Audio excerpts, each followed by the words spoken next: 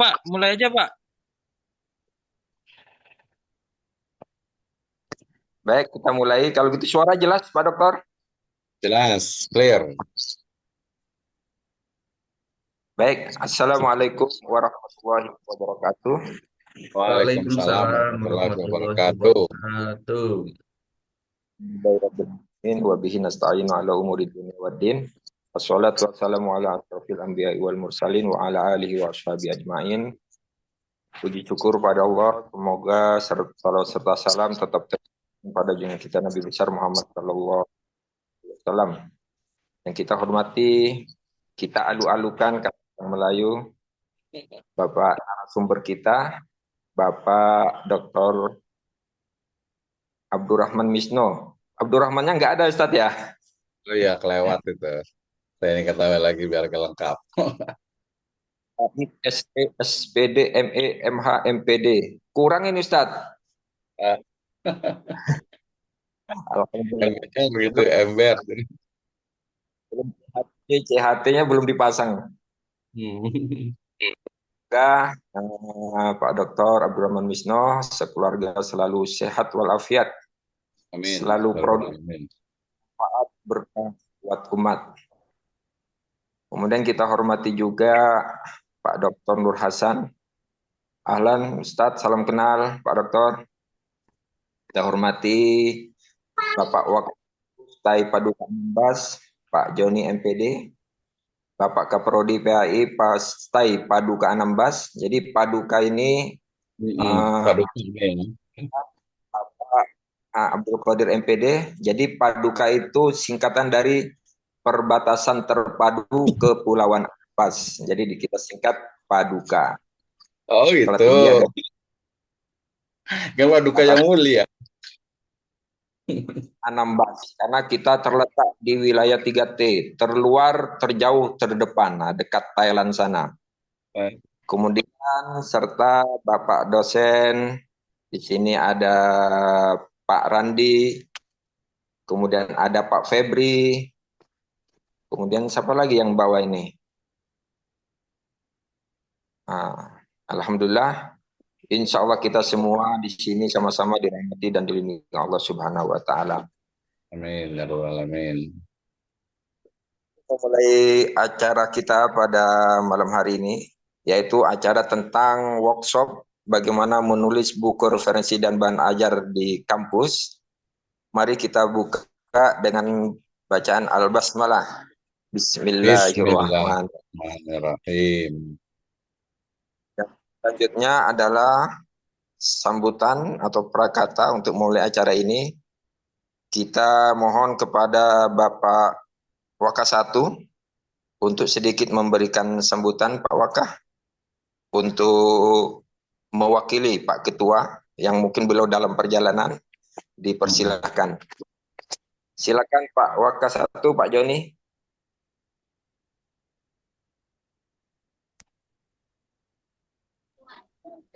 Ya, halo, Assalamualaikum warahmatullahi wabarakatuh. Waalaikumsalam warahmatullahi wabarakatuh. Gambar Alhamdulillahirrahmanirrahim. Alhamdulillahirrahmanirrahim. Bismillahirrahmanirrahim. Muhammadin Nabi Rasulullah. Izin Pak, saya baru sampai nih di rumah. Masya Jadi Allah, siap-siap. ya, Hmm. jadi izin Pak bentar. Terima kasih Bapak Dr. Abdul Misno ya Pak. Abdurrahman. Izin. Ya, Bapak, aduh, Silakan. sebentar Pak ya. Saya mohon maaf Pak, baru sampai. Siap, siap, Jadi siap. ya, baru sampai. Bentar. Oke.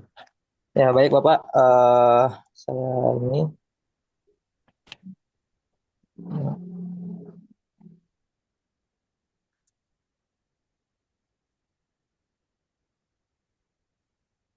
Ya,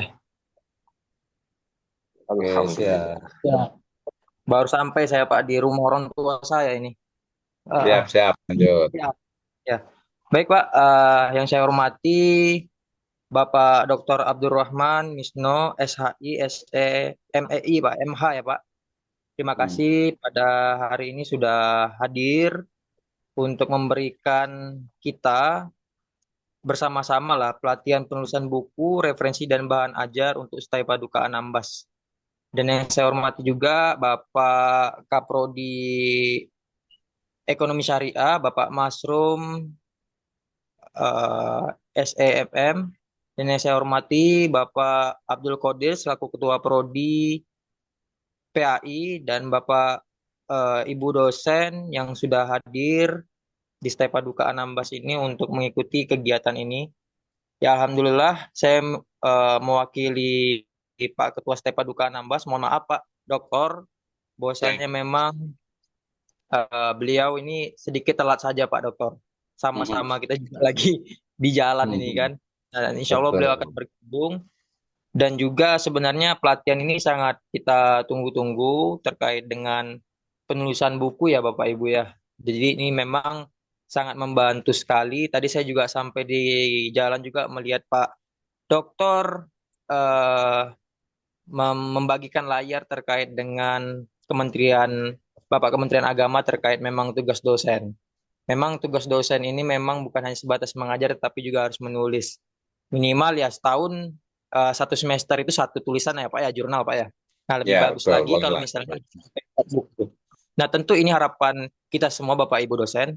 Jadi Stay Paduka Anambas ini kita berharap untuk Bapak Ibu untuk menulis ya satu semester minimal sekali lah untuk jurnal. Ya alangkah baiknya Bapak Ibu bisa menerbitkan buku nantinya melalui pelatihan-pelatihan yang diberikan oleh Bapak Dr. Abdurrahman. Nah, ini yang kita harapkan. Apalagi daerah Kabupaten Kepulauan Anambas ini sebagaimana Bapak Masrum sampaikan, memang daerah kita ini adalah daerah 3T, tentu ini sangat menjadi perhatian bahwasanya pendidikan dan bahan literasi sangat sulit sekali didapati. Tentu saja ini menjadi perhatian kita bersama dan juga pemerintah.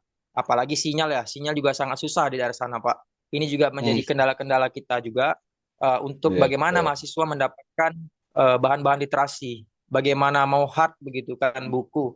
Sedangkan mereka mau akses saja ini antara tiga pulau besar ini sinyalnya terkadang bagus, terkadang tidak. Ini juga menjadi masalah. Apalagi ketika mereka di antara pulau-pulau sangat sulit untuk ke kampus begitu ya. Jadi ini memang kita juga berharap dengan adanya tulisan-tulisan Bapak Ibu ini juga nantinya mempermudah proses pembelajaran dan sumbangsih kepada pemerintah lah tulisan-tulisan ini untuk memajukan daerah Kabupaten Anambas sehingga daerah Kabupaten Anambas ini hadirnya kampus ini nantinya tidak ada lagi bahasa 3T ya Pak, begitu ya? Tertinggalnya itu. Nah, begitu. Jadi semuanya hilang kalau bisa kan. Kalau bisa hanya 2T saja. Ya kan terluar dan terdepan kan gitu aja. Jadi tertinggalnya hilang begitu. Ya baik Bapak Ibu. eh saya mengucapkan terima kasih atas kehadiran Bapak Ibu semua. Dan terima kasih Pak Dokter, Pak Masrum yang sudah menginisiasi acara ini sehingga kita berharap ke depannya Bapak Ibu giat untuk menulis dan memberikan sumbangsinya lah tulisan-tulisan terbaiknya untuk masyarakat yang ada di Kabupaten Anambas. Mungkin ini yang bisa saya sampaikan, kurang lebihnya saya mohon maaf Pak Dokter, Bapak Ibu semua yang hadir. Kita yakin dan percaya Bapak Ibu semua sudah tidak sabar lagi untuk mendapatkan pembinaan terus menjadi motivasi untuk kita menjadi seorang dosen yang tidak hanya mengajar tapi juga harus meneliti dan menulis. Terima kasih Pak. Akhir salam. Assalamualaikum warahmatullahi wabarakatuh.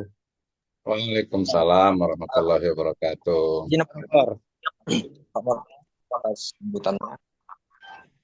Eh, kita mungkin tidak akan terlalu lama-lama. Jadi Anambas ini jauh. Kalau kita naik ferry dari Batam antara 9 sampai 12 jam. Nah, kalau musim hujan kayak ada yang berani mau lewat pesawat pun nggak berani untuk terbang pesawat kecil. Nah, kalau lewat pesawat pun itu harus dari Letung, Letung nyebrang lagi kurang lebih 2 jam. Habis itu nyebrang lagi ke kampus kita.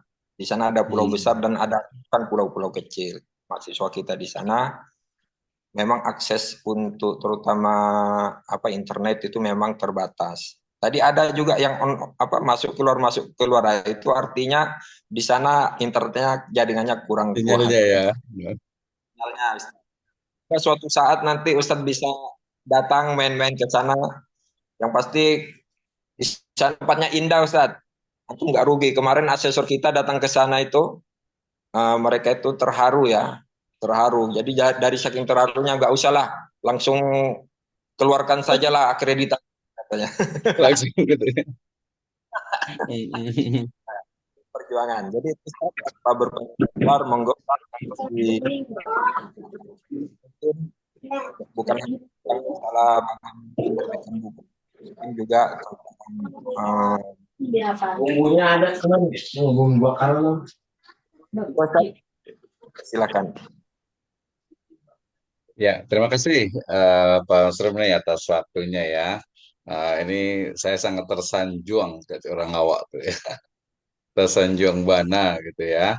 Jadi bisa apa kita sharing-sharing lah ya, sharing-sharing terkait dengan apa penulisan gitu ya. Tadi ya kebetulan saya juga masih dikasih amanah juga apa mengajar di Singapura juga, kemudian juga kalau Natuna sana gitu ya. Jadi terutama kebetulan jaringan di Batamnya cukup banyak gitu ya. Jadi kalau ke Anambas saya rasa dekat lah ya, walaupun jauh di mata tapi dekat di hati insya Allah. Ya, terima kasih yang sudah hadir semuanya. Izin saya share screen terlebih dahulu ya. Saya pakai seperti biasa. Saya gunakan sebentar. Ini di download. Oke, mudah-mudahan sudah terlihat ya. Simpel saja. Jadi karena ini adalah bentuknya workshop ya, saya harapkan sih betul-betul workshop gitu ya. Jadi pelatihan gitu ya. Jadi bukan hanya saya menyampaikan saja. Kalau saya menyampaikan saja agak sedikit apa ya? Ya menurut saya agak-agak sayang gitu ya. Sayang. Kenapa? Karena kaitannya nanti dengan apa? Dengan materi dan dari awal saya bikin disclaimer. Insya Allah kami atau saya sendiri ya, termasuk juga di LPPM atau di P3M STI Sirojul Falah, insya Allah siap untuk bersinergi ya. Tadi kalau keharapan dari wakil ketua itu menjadi 2T, kalau harapan saya sih menjadi 1T, yaitu terdepan gitu ya. Terdepan dalam teknologi, informasi, kemudian juga penulisan buku dan juga jurnal. Jadi terdepannya udah keren ini ya, terdepannya. Dan saya rasa di era sekarang juga sudah nggak zaman lagi ya kita bicara tentang wilayah gitu ya. Kenapa? Karena the world is flat gitu ya. Jadi ya sekarang justru dengan media informasi yang sangat luar biasa itu udah tidak ada namanya daerah, tidak ada namanya wilayah terpencil ya. Dengan catatan selama tadi sinyal itu bagus. Baik. Nah, Ibu dan Bapak sekalian, izin saya mulai. Bismillahirrahmanirrahim. Assalamualaikum warahmatullahi wabarakatuh. Waalaikumsalam warahmatullahi wabarakatuh. Alhamdulillahirabbil alamin. Assalatu wassalamu ala asrafil anbiya'i wal mursalin habibana wa nabiyana wa sayyidana wa maulana Muhammadin sallallahu alaihi wasallam wa ala alihi wa ashabihi wa man tabi'ahum bi ihsanin ila yaumiddin wa ba'd. Qala Allah ta'ala fi kitabihil karim, a'udzu billahi minasyaitonir rajim. Bismillahirrahmanirrahim. Syahidallahu annahu la ilaha illa huwa wal malaikatu wa ulul ilmi qaimam bil qist. Wa qala aidan yarfa'illahu alladhina amanu minkum walladhina utul ilma darajat. Wa qala iqra wa rabbukal akram alladhi 'allama bil qalam 'allamal insana ma lam ya'lam. Wa qala Rasulullah sallallahu alaihi wasallam, Inna Allah azza wa jalla yuhibbu idha amila ahadukum amalan ayyudkinahu. Wa qala aidan qayyidul ilma bil kitab. Wa rawahul muslim idha matal insan in qata'a anhu amaluhu illa min salasatin illa min sadaqatin jariyatin au ilmin tafa'u bih au waladin saleh yada hadis kitabullah wa khairal huda hudan nabiyyu sallallahu alaihi wasallam. Alhamdulillah, syukur kepada Subhanahu wa taala yang telah memberikan kepada kita kenikmatan iman, Islam dan juga ihsan. Salawat dan salam sama-sama kita panjatkan kepada junjungan alam habibana wa nabiyana wa sayyidana wa maulana Muhammadin sallallahu alaihi wasallam, kepada seluruh ahlul baitnya, para sahabatnya, serta orang-orang yang senantiasa mengikuti jejak sunnahnya hingga akhir zaman. Saya ucapkan terima kasih khususnya kepada Civitas Akademika STAI Paduka Anambas ya, yang memberikan amanah kepada saya untuk sharing terkait dengan how to write our textbook ya, bagaimana menulis buku teks atau buku daras atau buku ajar. Saya berikan tajuk atau topik ya pada hari ini, yaitu dosen profesional mengajar, meneliti, dan mengabdi kepada masyarakat yang kita kenal dengan istilah Tridharma Perguruan Tinggi. But tonight we will focus to how to research and publish our article and our textbook ya. Hari ini kita akan bicara tentang bagaimana sebenarnya meneliti, terutama nanti menulis ya, menulis setelah ada penelitian kemudian ditulis, kemudian dipublikasikan dalam bentuk buku daras ya. Saya awali dengan firman Allah Subhanahu Wa Taala dalam surat Ali Imran ayat ke-18 ini mengenai bagaimana keutamaan dari ahlul ilmi atau ulul ilmi ya. Ini jelas sekali ya, syahidallahu annahu la ilaha illa huwa wal malaikatu wa ulul ilmi qa'iman bil qis. Kemudian juga masih terkait dengan keutamaan dari para ahli ilmu, yarfa'illahu alladziina amanu minkum walladziina utul ilma daraja. Kemudian dalam surat Al-Alaq, Iqra wa rabbukal akram alladzi 'allama bil qalam, 'allamal insana ma lam ya'lam. Ini menjadi satu ya pembelajaran bagi kita, hikmah yang sangat besar bagaimana Allah Subhanahu wa taala meninggikan, mengangkat derajat orang-orang yang berilmu dan juga orang-orang yang mengajarkan ya, dan juga nanti di riwayat-riwayat berikutnya yaitu terkait dengan bagaimana ya kita sebagai seorang dosen mestinya memang menjadi betul-betul menjadi dosen yang profesional, dalam artian dosen yang memang sesuai dengan profesinya, yaitu melaksanakan Tridharma Perguruan Tinggi. Dan salah satunya dari Kanjeng Nabi Muhammad SAW, beliau pernah bersabda dalam sebuah riwayat, qayyidul ilma bil kitab, jagalah ilmu itu dengan menulis. Kemudian juga terkait dengan menulis, yaitu ilmu yang bermanfaat dari menulis itu, idza matal insanu in qata'a anhu amaluhu illa min salasatin illa min shadaqatin jariyatin aw ilmin yuntafa'u bi aw waladin shalih yad'ulah. Bagaimana ketika maka itu adalah ilmu yang bermanfaat. Baik. Nah, kita akan bicara tentang how to write our textbook ya. Tadi saya ucapkan terima kasih kepada seluruh Civitas Akademika dari STAI Paduka Anambas, dari rektornya, ketuanya, wakil ketua 1 2 3, kemudian tadi Pak Kaprodinya, terima kasih ya, dan juga Pak Masrum nih ya, Pak Ayah Ines. Ini saya suka agak lupa-lupa nih biasanya nih ya. Jadi kita akan bicara tentang bagaimana sebenarnya menulis untuk buku daras atau buku teks ya. Ini menurut saya sangat penting sekali, khususnya bagaimana kita sebagai seorang dosen mengajar. Jadi di Tridharma Perguruan Tinggi itu kan pertama itu mengajar, kemudian kedua itu meneliti, kemudian mengabdi, dan tentu saja kalau kaitannya dengan meneliti ya kadang itu kaitannya itu motivasi dan juga jiwa peneliti dan jiwa penulisnya itu agak kurang gitu ya, sehingga kemudian mau tidak mau ya seorang dosen itu harus mampu untuk pertama sebelum menulis itu membangkitkan dari motivasi dia untuk menulis ya. Nah, ini menjadi hal yang menurut saya sangat-sangat penting sekali. Nah, berikutnya ketika kita bicara tentang dosen profesional, tentu saja kalau kita lihat sekarang tadi itu dosen, realitas dosen saat ini tadi disebutkan ya jangan hanya mengajar. Kemudian nanti kalau sudah sertifikasi itu BKD, LKD gitu ya. Kemudian nanti ada DPL, dosen pembimbing lapangan, dosen pembimbing skripsi, dosen pembimbing akademik gitu ya. Nah, itu sepertinya bukan hanya itu saja. Kenapa? Karena Tridharma Perguruan Tinggi itu meniscayakan adanya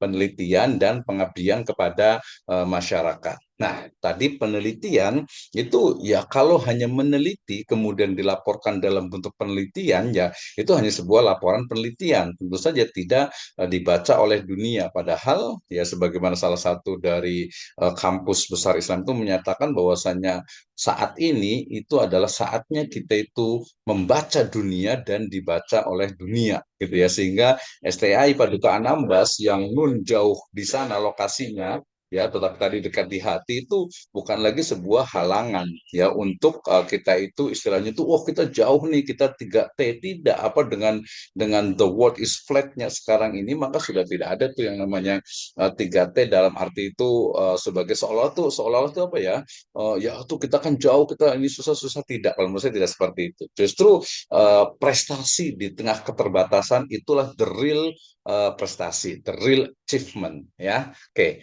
Nah, kemudian Jadi kalau kita bicara tentang persepsi juga nih, Bro Bapak sekalian ya, teman-teman semua. Jadi kalau kita ngomongin tentang menulis buku ajar, itu sering sekali yang muncul pertama itu adalah apa? Ya susah gitu ya. Saya nggak punya bakat gitu ya. Kemudian juga, harus pinter nih, harus jenius nih, harus pandai orangnya gitu ya, harus cum laude gitu ya. Kemudian juga kemampuannya minimalis, saya nggak bisa apa-apa gitu ya. Tadi nggak punya bakat, nggak bisa apa-apa. Terus juga ada sih kepengen sih Pak nulis gitu ya, tapi tidak tahu bagaimana memulainya. Ya belum lagi, aduh saya nggak ada pengalaman Pak, udahlah ngajar saja gitu ya. Ada saya juga sering sekali nih, terutama dosen-dosen yang senior yang mengatakan, ya udahlah saya mah ngajar aja gitu ya. Seperti itu ya. Nah kami bilang kalau di forum LPPM itu ya bukan hanya mengajar gitu. Kenapa sebenarnya definisi mengajar sendiri di dalamnya itu include apa nanti yang disebut dengan apa integrasi tridharma. Jadi seorang dosen mengajar itu mestinya itu adalah hasil dari penelitiannya. Ingat ya, jadi dosen mengajar itu bukan hanya baca dari buku. Sebenarnya baca dari buku dengan literatur itu sebenarnya juga bagian dari penelitian sebenarnya gitu ya, dengan library research misalnya gitu ya. Jadi sistem integrasi itu adalah seorang dosen itu dia mengajar. Nah, salah satu komponen bahan mengajarnya itu adalah hasil dari penelitian. Nah, kemudian penelitiannya itu tadi bukan hanya diteliti, kemudian tidak dibaca orang, harus dipublikasikan. Saat ini dengan jurnal, kemudian kalau untuk kebutuhan internal, spesifiknya internal itu adalah buku daras atau buku teks atau textbook. Sehingga mau tidak mau kita harus menulis. Nah, Ibu dan Bapak sekalian, jadi kalau kita lihat nih yang namanya siklus menulis itu tuh simple ya, simple sebenarnya sangat sederhana gitu ya. Jadi kita akan mulai nih ya. Kita akan mulai. Oh, kenapa nih? Oh, agak salah sedikit ini ya. Ke ke share punya apa ini sebentar. Saya balik lagi. Mohon maaf ada sedikit kesalahan teknis. Oke ya. Ya, ini. Jadi, kalau Ibu Bapak sekalian, kalau kita bicara tentang menulis buku ajar, itu kan diawali dengan saya nyebutnya dengan siklus menulis buku ajar. Artinya apa? Jadi, yang pertama itu ya tentukan temanya. Nah, ini biasa nanti kalau umpamanya karena kita ini ya workshop ya, jadi diusahakan memang menulis itu dari tema atau topik yang berasal dari mata kuliah yang kita ampu. Nah, itu paling mudahnya gitu ya. Atau bisa juga nanti dari apa tesis atau disertasi yang sudah kita selesaikan. Itu juga bisa ya. Itu juga bisa menjadi nanti apalagi nanti kalau kaitannya memiliki apa korelasi yang erat dengan satu mata kuliah misalnya. Jadi kalau ditanya tentukan temanya, tema di sini adalah tema yang sesuai dengan mata kuliah yang dosen ampu. Nah, itu yang pertama ya. Kemudian segmentasi pembaca, ingat ya, karena kita ini menulisnya adalah buku ajar, maka yang membaca itu kan mahasiswa. Ya, sehingga kemudian pastikan bahwa bahasa yang digunakan, kemudian style atau gaya penuturannya itu juga bisa dipahami oleh mahasiswa gitu ya. Kalaupun mendidik mahasiswanya itu dengan mungkin ada istilah-istilah khusus, maka nanti biasanya kalau buku ajar itu di akhir buku itu ada namanya glosarium ya, istilah-istilah atau penjelasan dari istilah-istilah yang mungkin apa tidak diketahui secara umum ya. Kemudian juga nanti biasanya menggunakan footnote atau body note ya. Sekarang sudah bisa menggunakan Mendeley atau Zotero pun bisa, atau manual juga bisa. Jadi segmentasi pembaca kita itu adalah mahasiswa khususnya ya. Nanti kalau perkara buku yang dibaca oleh mungkin di tempat lain gitu ya, dosen orang lain, ya dosen lain atau mungkin juga masyarakat umum itu nggak masalah. Tapi fokus utama kita segmentasi pembaca kita itu adalah mahasiswa. Nah, termasuk juga mahasiswa sebenarnya kita bisa segmentasikan lagi. Ini mahasiswa tingkat 1, 2, 3, 4 gitu ya, mahasiswa tingkat awal atau mungkin sudah semester 5 ke atas, atau mungkin juga untuk yang akan misalnya yang akan skripsi misalnya atau tesis misalnya. Berarti kalau saya mau menulis misalnya buku-buku saya tadi yang awal itu rata-rata adalah buku tentang metode penelitian gitu ya. Jadi otomatis kalau buku metode penelitian itu akan dibaca oleh mahasiswa yang berada di semester 5, 6, 7 ya. 5, 6, 7 artinya mereka sudah banyak paham tentang istilah-istilah khusus gitu ya. Oke ya, segmentasi pembaca. Kemudian Nah, kalau ditanya, ya kalau yang satu dan dua ini kita bisa lewati, maka ketika ditanya Anda mau menulis buku gitu ya, caranya bagaimana? Awalnya ya membuat outline atau buatlah outline. Nanti akan ada penjelasannya, tenang satu-satu ya. Oke, kemudian setelah membuat outline, tentu saja nanti berikutnya ada menulis pendahuluan, ya kemudian menulis setiap bagian, kemudian nanti Mas Nasir sudah edit. dipresentasikan. Mohon maaf nih, izin saya sambil Ya, jadi tinggal review, kemudian review lagi, edit lagi, ada review internal, ada review eksternal. Nah, ya jadi nggak susah sebenarnya itu. Jadi hanya buat outline, menulis, menulis dan menulis edit, menulis edit, menulis edit. Nah, ini kita mulai dari awal ini. Jadi RPS-nya. Nah, nanti kemarin saya bilang kalau bisa gitu ya. Jadi setiap dosen itu sudah menyiapkan satu RPS. Kalau RPS kan otomatis ya, setiap awal mengajar kan pasti ada RPS-nya. Walaupun ada beberapa dosen itu yang ngajar tapi nggak pakai RPS gitu ya. RPS itu udah di luar kepala semuanya gitu ya. Jadi udah hafal semuanya gitu. Tapi kalau zaman sekarang secara Indonesia harus ada RPS ya. Kenapa? Karena nanti RPS ini ketika nanti kita akan gunakan untuk menulis buku daras itu akan lebih mudah gitu ya. Jadi dasarnya itu adalah RPS ya, rencana program semester. Nah, dari rencana program semester ini kemudian tadi kita buat outline-nya, kemudian menulis pendahuluannya, kemudian review dan editing, menulis bagian buku, editing lagi, review lagi, dan revisi akhir. Ya, nah ini nanti ceritanya panjang nih ya, ceritanya panjang. Kita mulai dari yang pertama. Baik, Ibu Bapak sekalian, teman-teman semuanya. Jadi ketika kita itu ingin menulis sebuah buku, ya maka tema yang sudah ditentukan itu berarti kan otomatis mata kuliah ya.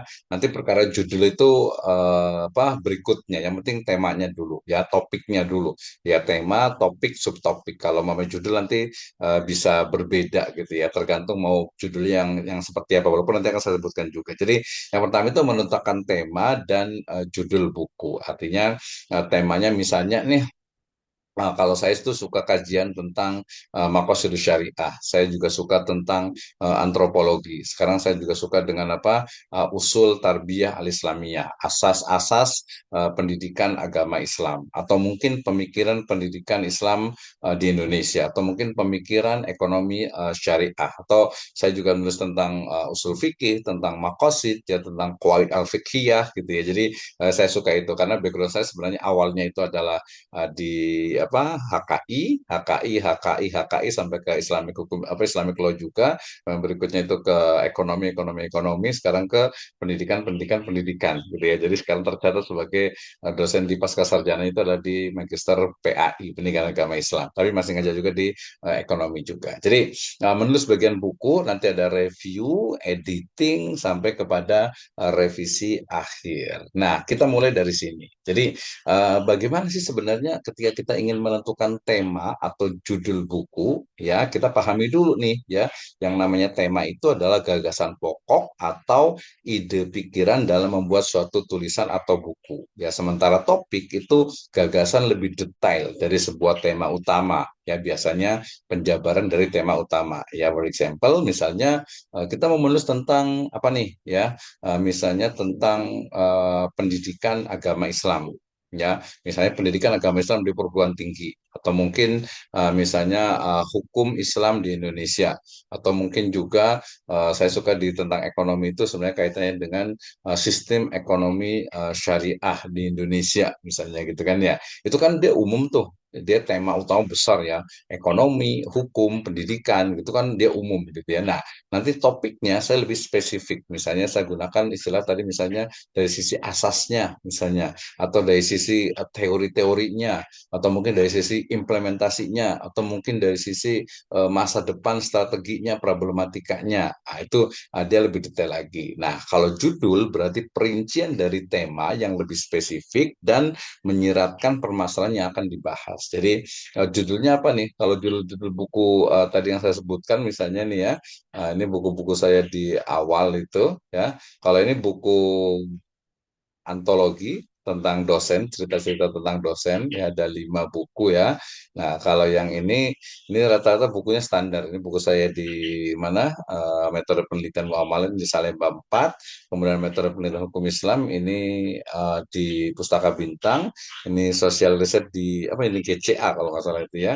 Kemudian metode penelitian ekonomi syariah ini di mana nih ya saya agak lupa nih ini di Jakarta kalau nggak salah itu. Kemudian ini metode penelitian Pustaka Adab di Indramayu, kemudian ini media science yang paling banyak ini metode penelitian ekonomi Islam, metodologi penelitian bidang muamalah, usul fikih ini kebetulan ini sebenarnya lebih banyak tentang kemarin itu tentang penulisan sebenarnya itu ya.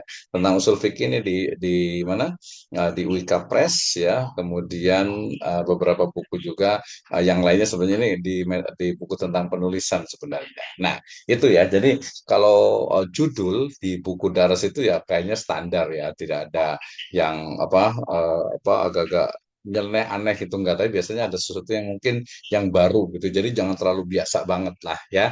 Jadi pertama itu adalah tentukan tema, kemudian topik dan judul dari buku tersebut. Oke ya. Jadi ini judulnya ya, dia lebih sempit, topik lebih luas lagi dan tema itu lebih luas lagi. Tema lebih umum mencakup topik dan juga judul. Oke, nah pilihan tema ya, nah, ini tentu saja kalau kita adalah rumpunnya itu adalah ilmu kauliyah, kauniyah, dan keliyah gitu ya. Jadi ini kita bisa kembangkan ilmu-ilmu yang sifatnya ilmiah, yang alamiah, dan juga yang ilahiyah. Ya, pokoknya ini disiplin dari ilmunya lah ya, temanya. Jadi masing-masing punya rumpun ilmu yang berbeda-beda. Kenapa? Karena nanti kita bicara tentang ilmu pengetahuan kan teorinya begini kalau dalam Islam itu ya.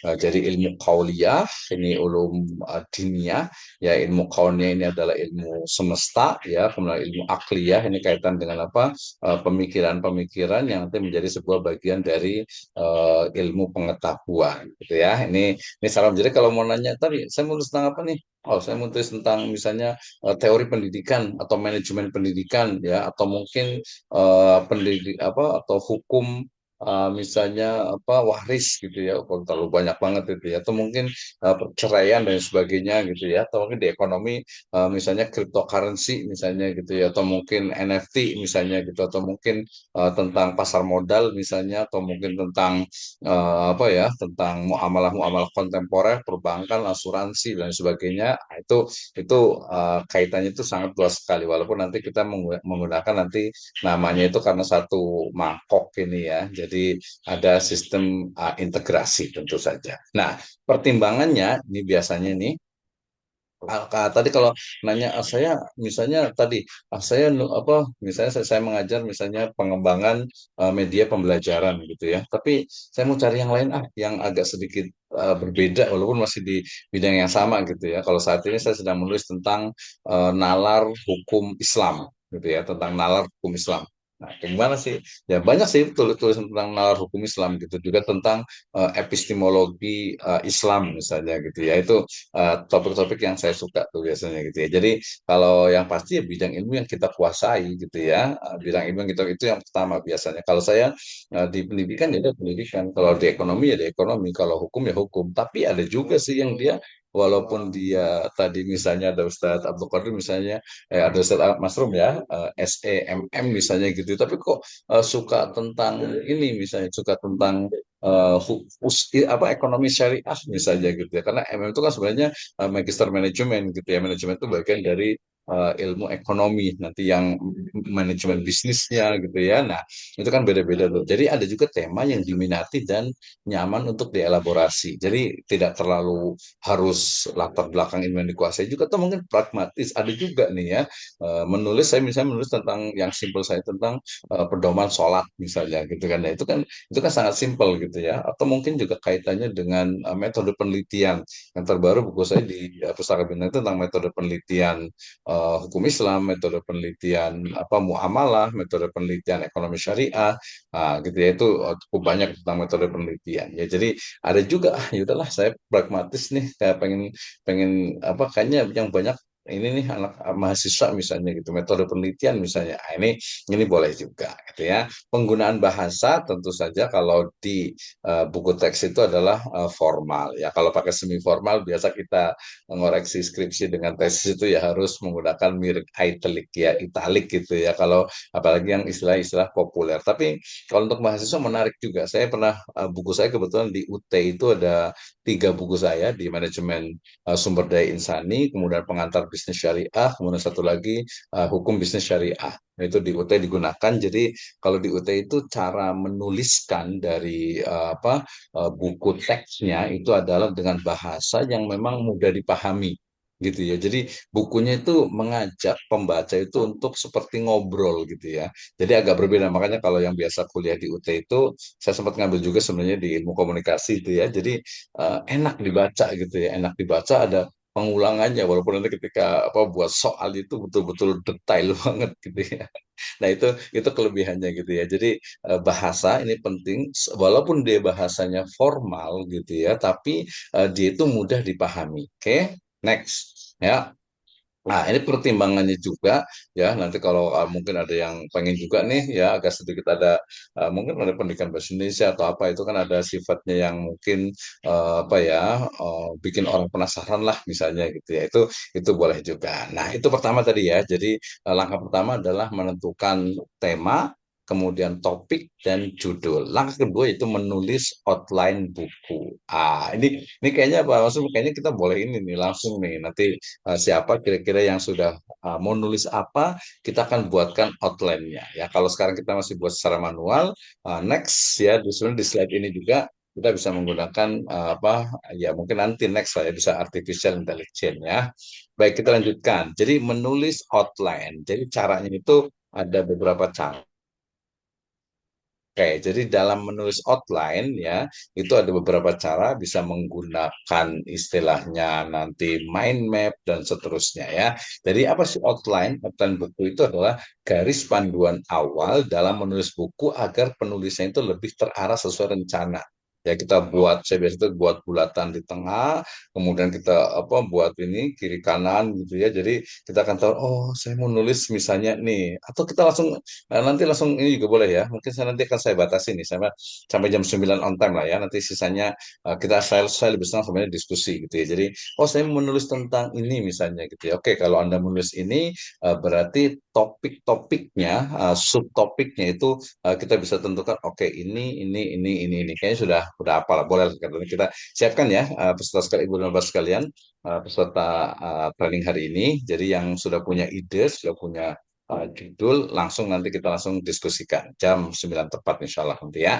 Oke, jadi menulis outline buku ya itu bisa menggunakan mind map, bisa menggunakan daftar isi ataupun coretan awal. Nah, mind map-nya itu seperti ini ya. Jadi mengelola informasi secara keseluruhan melalui pemetaan peta pikiran berbentuk percabangan yang dituangkan langsung ke dalam media tulis. Nah, for example, misalnya saya menulis tentang time management. Jadi dari time management itu kita akan menemukan banyak sekali misalnya effectiveness-nya, delegation-nya, mind tools-nya, work-life balance-nya, kemudian supervisinya, kemudian juga communication-nya, monitoring-nya, clarity-nya. Jadi banyak. Dari sini kita bisa urutkan. Kalau dosen sih udah paham lah ya. Tadi apalagi kan kita ngambilnya dari istilahnya itu RPS gitu ya. Jadi otomatis akan lebih mudah gitu ya. Tapi biasanya saya juga kalau nulis buku itu agar berbeda dengan RPS banget. Kadang juga punten nih, mohon maaf nih ya. Kadang itu RPS itu kadang juga ada beberapa dosen yang ngopi dari kampus lain misalnya gitu ya. Jadi kalau kita buat sama persis, biasanya jangan-jangan sama nih ya. Saya kemarin sempat waktu jadi panitia penulisan buku itu ini kok sama persis gitu ya, agak ngelak sedikit orangnya sih. Oh ini jelas sama gitu ya. Jadi urutan dari daftar isi itu sama gitu ya. Ya ini plagiarisme lah, nggak boleh seperti itu gitu ya. Jadi nanti pentingnya mind mapping ini untuk memilih dan juga nanti kita bandingkan dengan buku lainnya yang memiliki tema yang sama. Ya. Ini mind mappingnya. Kemudian saya juga kadang menggunakan seperti ini juga karena pakainya PowerPoint-nya.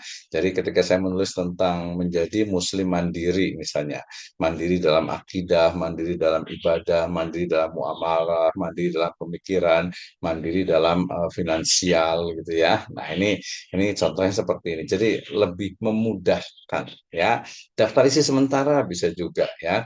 Misalnya nih ini ketika saya nulis dengan teman di Malaka sana ya menulis tentang apa menggenggam ini ya entrepreneur jadi ya tulis dengan oke saya menulis pertama berarti pendahuluan yang kedua kenapa harus entrepreneur gitu ya kemudian saya juga menjelaskan tentang Nusantara masa lalu masa kini dan masa depan ya kemudian apa sih definisi dari menggenggam Nusantara kemudian yang paling penting itulah karakter dari sang penggenggam itu belief ya ibadah sahihah ya muamalah syariah dan ini ada panjang sebenarnya ya lanjutan-lanjutannya tentang karakter itu kemudian terakhir nanti ada strategi bagaimana ini karena lebih ke pengembangan bisnis jadi bagaimana ekspansi bisnis bukan hanya di Indonesia Malaysia gitu tapi bisa ke Singapura bisa sampai ke Thailand ke Vietnam ya ke Kamboja minimal seperti itulah yaitu wilayah Nusantara ke Filipina juga gitu ya nah ini daftar isi sementara atau bisa juga gabungan ya gabungan antara mind mapping dengan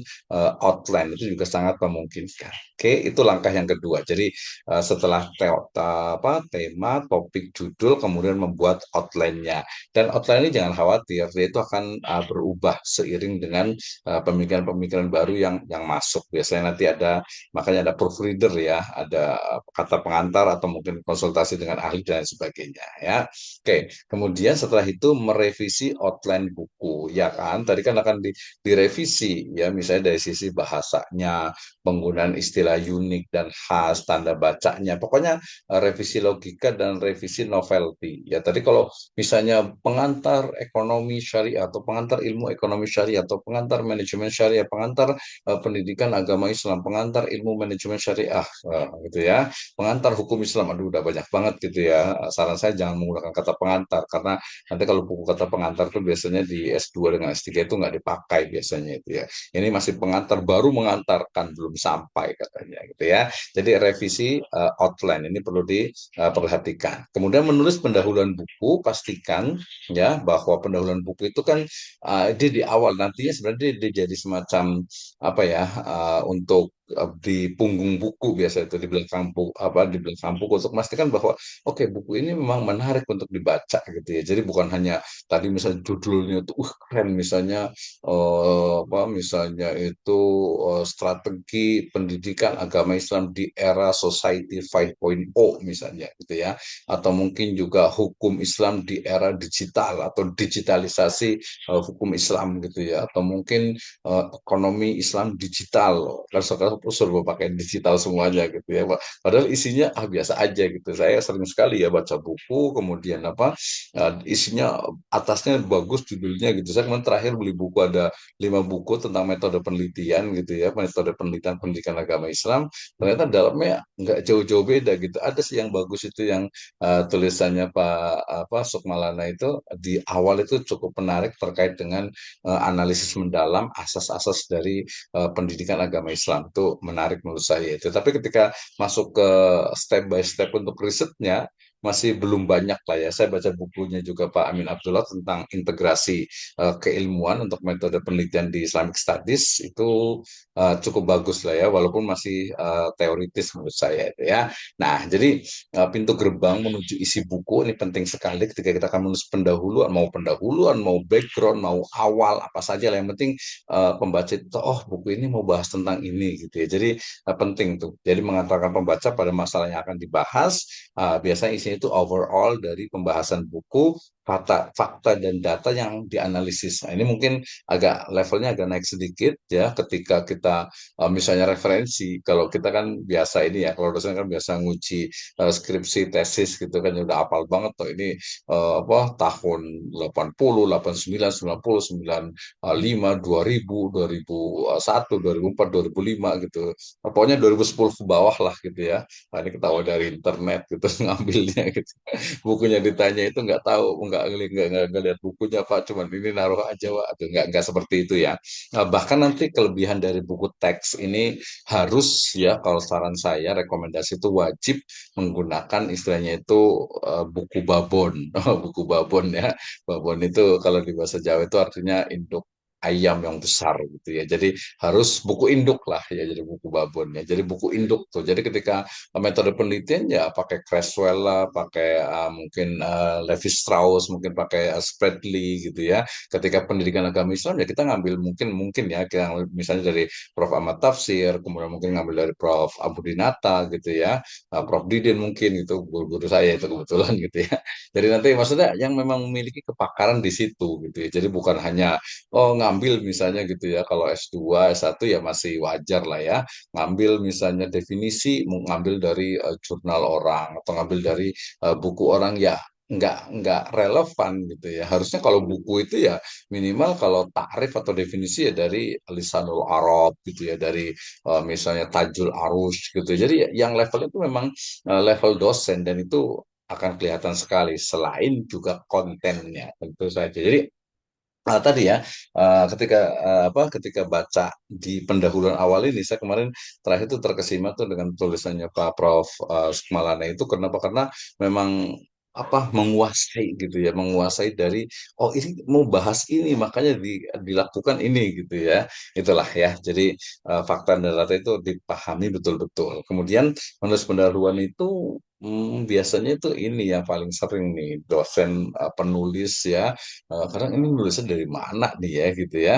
Nah, kadang itu bingung malah jadinya gitu. Ini mulainya dari mana? Makanya tadi pakai kata pancingan lah ya. Jadi kalau saya itu kadang saya mau menulis apa ya? Saya tuh nggak tahu nih. Tapi ini kan pendahuluan, harusnya saya bicara tentang ini gitu ya. Nah, nanti biasanya kok terlalu cepat mungkin ya. Jadi menulis pendahuluan itu intinya itu adalah dari outline tadi yang kayak daftar isi, di pendahuluan sendiri kita bisa outline-kan ya. Nah, sorry, kita outline kan kayak paragraf pertama saya akan bicara ini, paragraf kedua ini, paragraf ketiga begini. Jadi outline itu menjadi hal yang penting walaupun sangat fleksibel. Itu terlihat dari kemampuannya.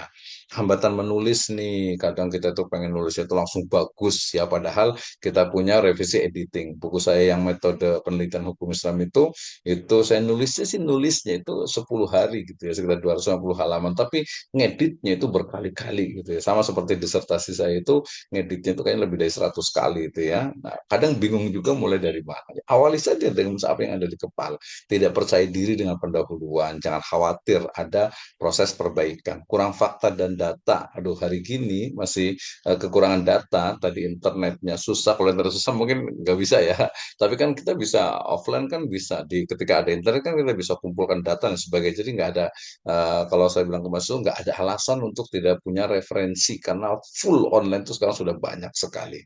Oke, kemudian berikutnya menulis buku-buku bagiannya. Jangan lupa nih ya, kalau kita nulis bukunya itu cuman pengen terkenal, pengen dapat uang, pengen ini sebagainya, harus lillahi ta'ala, ya, hanya di dunia gitu ya. Nikmati prosesnya, jangan lupa menulis itu adalah ibadah ya. Kalau untuk cari uang, cari menyelesaikan BKD, LKD sebagai dosen ya yang penting tidak menghilangkan fungsi utamanya ibadah itu ya, karena ibadah itu adalah ismun jami'un likulli ma yuhibbuhullahu wa yardahu minal af'ali wa aqwali dhahiran wa batinan. Oke, menikmati proses menulis jangan lupa juga ya, kita mulai dari kuasai materinya, teknik penulisannya, dan intinya adalah tulis, tulis, dan tulis. 2 menit lagi nih ya, tip menulis buku juga ya. Jadi kita tadi ada outline-nya, jangan lupa referensinya itu kita siapkan. Kalau zaman sekarang ya dengan adanya misalnya berbagai data PDF, saya biasanya kumpulkan di PDF gitu ya. Dalam satu folder saya punya maktabah itu banyak sekali, lebih dari 100 GB gitu ya. Nah, itu file-file mau bahasa Inggris, mau bahasa Arab, mau bahasa Indonesia itu sudah sangat luar biasa lah ya. Nah, kemudian nanti lihat outline-nya, referensi dan sumber tulisnya jangan lupa nih ya. Jadi membaca sebelum menulis, berpikir sebelum menulis, ilmu sebelum menulis, siapkan bahan mentah untuk tulisan kita. Menulislah kita seperti berbicara. Jadi karena bukunya textbook, yang baca itu bukan utamanya, itu bukan dosen, tapi yang baca itu adalah mahasiswa. So, jadi kita bisa gunakan bahasa-bahasa yang mudah dipahami oleh mahasiswa, apalagi mahasiswanya baru tingkat 1, 1, 2, atau 3, dan 4. gitu ya. Ada yang bingung nih, "Aduh, saya nggak tahu, tulis aja, saya tidak tahu lagi apa yang akan ditulis ya. Lah, tapi saya lagi nulis tentang ini, sebaiknya saya nulis ini. Ada pancingannya. Oke ya, itu yang masih manual. Matikan spell checkernya, jangan hiraukan itu. Ada target juga. Ini saya kayak tadi mudah-mudahan nih ya, saya mau apa ya, memberikan tantangan ini ya kepada dosen di STI Paduka Anambas nih yang pasti yang mau nulis buku, insya Allah kita bimbing, kita kok bimbing ya kayak bisa saya bisa aja ya enggak lah ya, kita sama-sama lah ya, kita bantu untuk penulisannya, apa yang kurang kita bisa komunikasikan dan ada targetnya nih Pak Mas Rum ya, jadi mungkin kita nulis nih, kemudian target misalnya 3 bulan lah, jangan lama-lama gitu ya, nanti setiap bulan ada pertemuan boleh juga gitu ya. Kemudian kita atau hari ini kita langsung tentukan outline-nya. Biar cepet nih. Ini masih banyak sih 67 file ini dari saya itu karena nanti ada yang satu lagi yaitu di artificial intelligence ya. Jadi mengedit ibu isi bukunya ini editornya jangan lupa edit bahasa. Ini nanti kalau sudah mendekati selesai ejaan dan diksinya, kata dan kalimatnya, tanda baca dan spasi, jangan sampai kita menulis lembab dengan B bukan dengan P ya, atau mungkin mempesona bukan memesona gitu ya, atau mungkin tanda tanya itu masih terpisah dengan kata utamanya gitu ya, kemudian di yang menunjukkan waktu dan tempat itu masih disambung, banyak lah itu biasanya kerjaan dosen ya untuk membimbing mahasiswanya gitu ya. Sumber rujukan, ilustrasi jangan lupa, kalau menurut saya kekuatannya itu ada di ilustrasi sebenarnya itu untuk memudahkan gitu ya, untuk memudahkan siswa. Ini apa namanya untuk tips editnya, eksis ya, ejaan dan diksi, kata dan kalimat, spasi dan tanda baca, ilustrasi dan gambar, sumber rujukan, data berulang-ulang gitu ya, sampai kepada menulis daftar pustaka dan lampiran. Nah, ini kalau sudah pakai Mendeley udah nggak perlu lagi ini ya. Itu untuk pustakanya ya, ini kan karena kita sifatnya itu resmi gitu ya. Oke, maybe next time we will discuss and we I will understand about how to writing book using artificial intelligence. Dan hari ini kita cukupkan sampai di sini dulu. Kita akan diskusi bersama terkait dengan how to write our textbook ya, bagaimana menulis buku ajar kita. Oke, terima kasih. Ini ada Ustadz, ini luar biasa, Ustadz Qadir, Ustadz Pak Randi, ada Pak Bakhtiar, Pak Muhammad Ari, Pak Sukri Muhammad, Pak tadi Kak Wakil Ketua ya, Pak Joni, dan yang lainnya. Oke, kayaknya kita lebih banyak ke ini, diskusi ya, mau bertanya, diskusi, saya persilakan, karena targetnya bukan hanya mendengarkan, tapi juga diharapkan itu sebenarnya bisa memiliki karya. Nah, itu kayaknya kita mulai dari Pak Masrum dulu nih harusnya nih. Udah berapa buku nih yang diterbitkan nih. Kan pokoknya saya punya komitmen lah insya Allah ya. Jadi silahkan dosen-dosen semuanya di Paduka Anambas gitu ya. Dosen nanti mungkin kalau mahasiswanya mau ini juga bisa juga gitu ya. Yang penting dosennya dulu lah ya. Buktikan yang punya RPS ya. Kemudian kalau dari RPS itu lebih mudah ya, lebih mudah. Saya nanti bisa sharing RPS sebenarnya, tapi nanti kebanyakan ngomongnya saya ini ya. Kita berikan kesempatan ya Pak Masrum ya untuk ini ya, untuk mungkin Ibu Bapak sekalian ada yang mau bertanya nih atau Bapak-bapak sekalian nih. Silahkan. Terima kasih Pak Dokter, singkat, jelas, padat, dan tentunya. Di sini juga alhamdulillah sudah hadir Pak Ketua STAI kita, Pak Masya Allah. Supri. Betul ya Pak, ya Pak Ketua itu ya. Halo, Pak Sukri Muhammad ini betul ya Pak Ketua kita ya Pak Joni ya. Ya, Oke, ya Pak. atau- Iya, ah, iya benar Pak, benar Pak Sukri. Jadi, maaf Pak Ketua, kita mulai tadi dan tadi dibuka oleh Pak Wakasatu. Nanti mohon Pak Ketua juga menutup ya, statement penutup untuk program ini.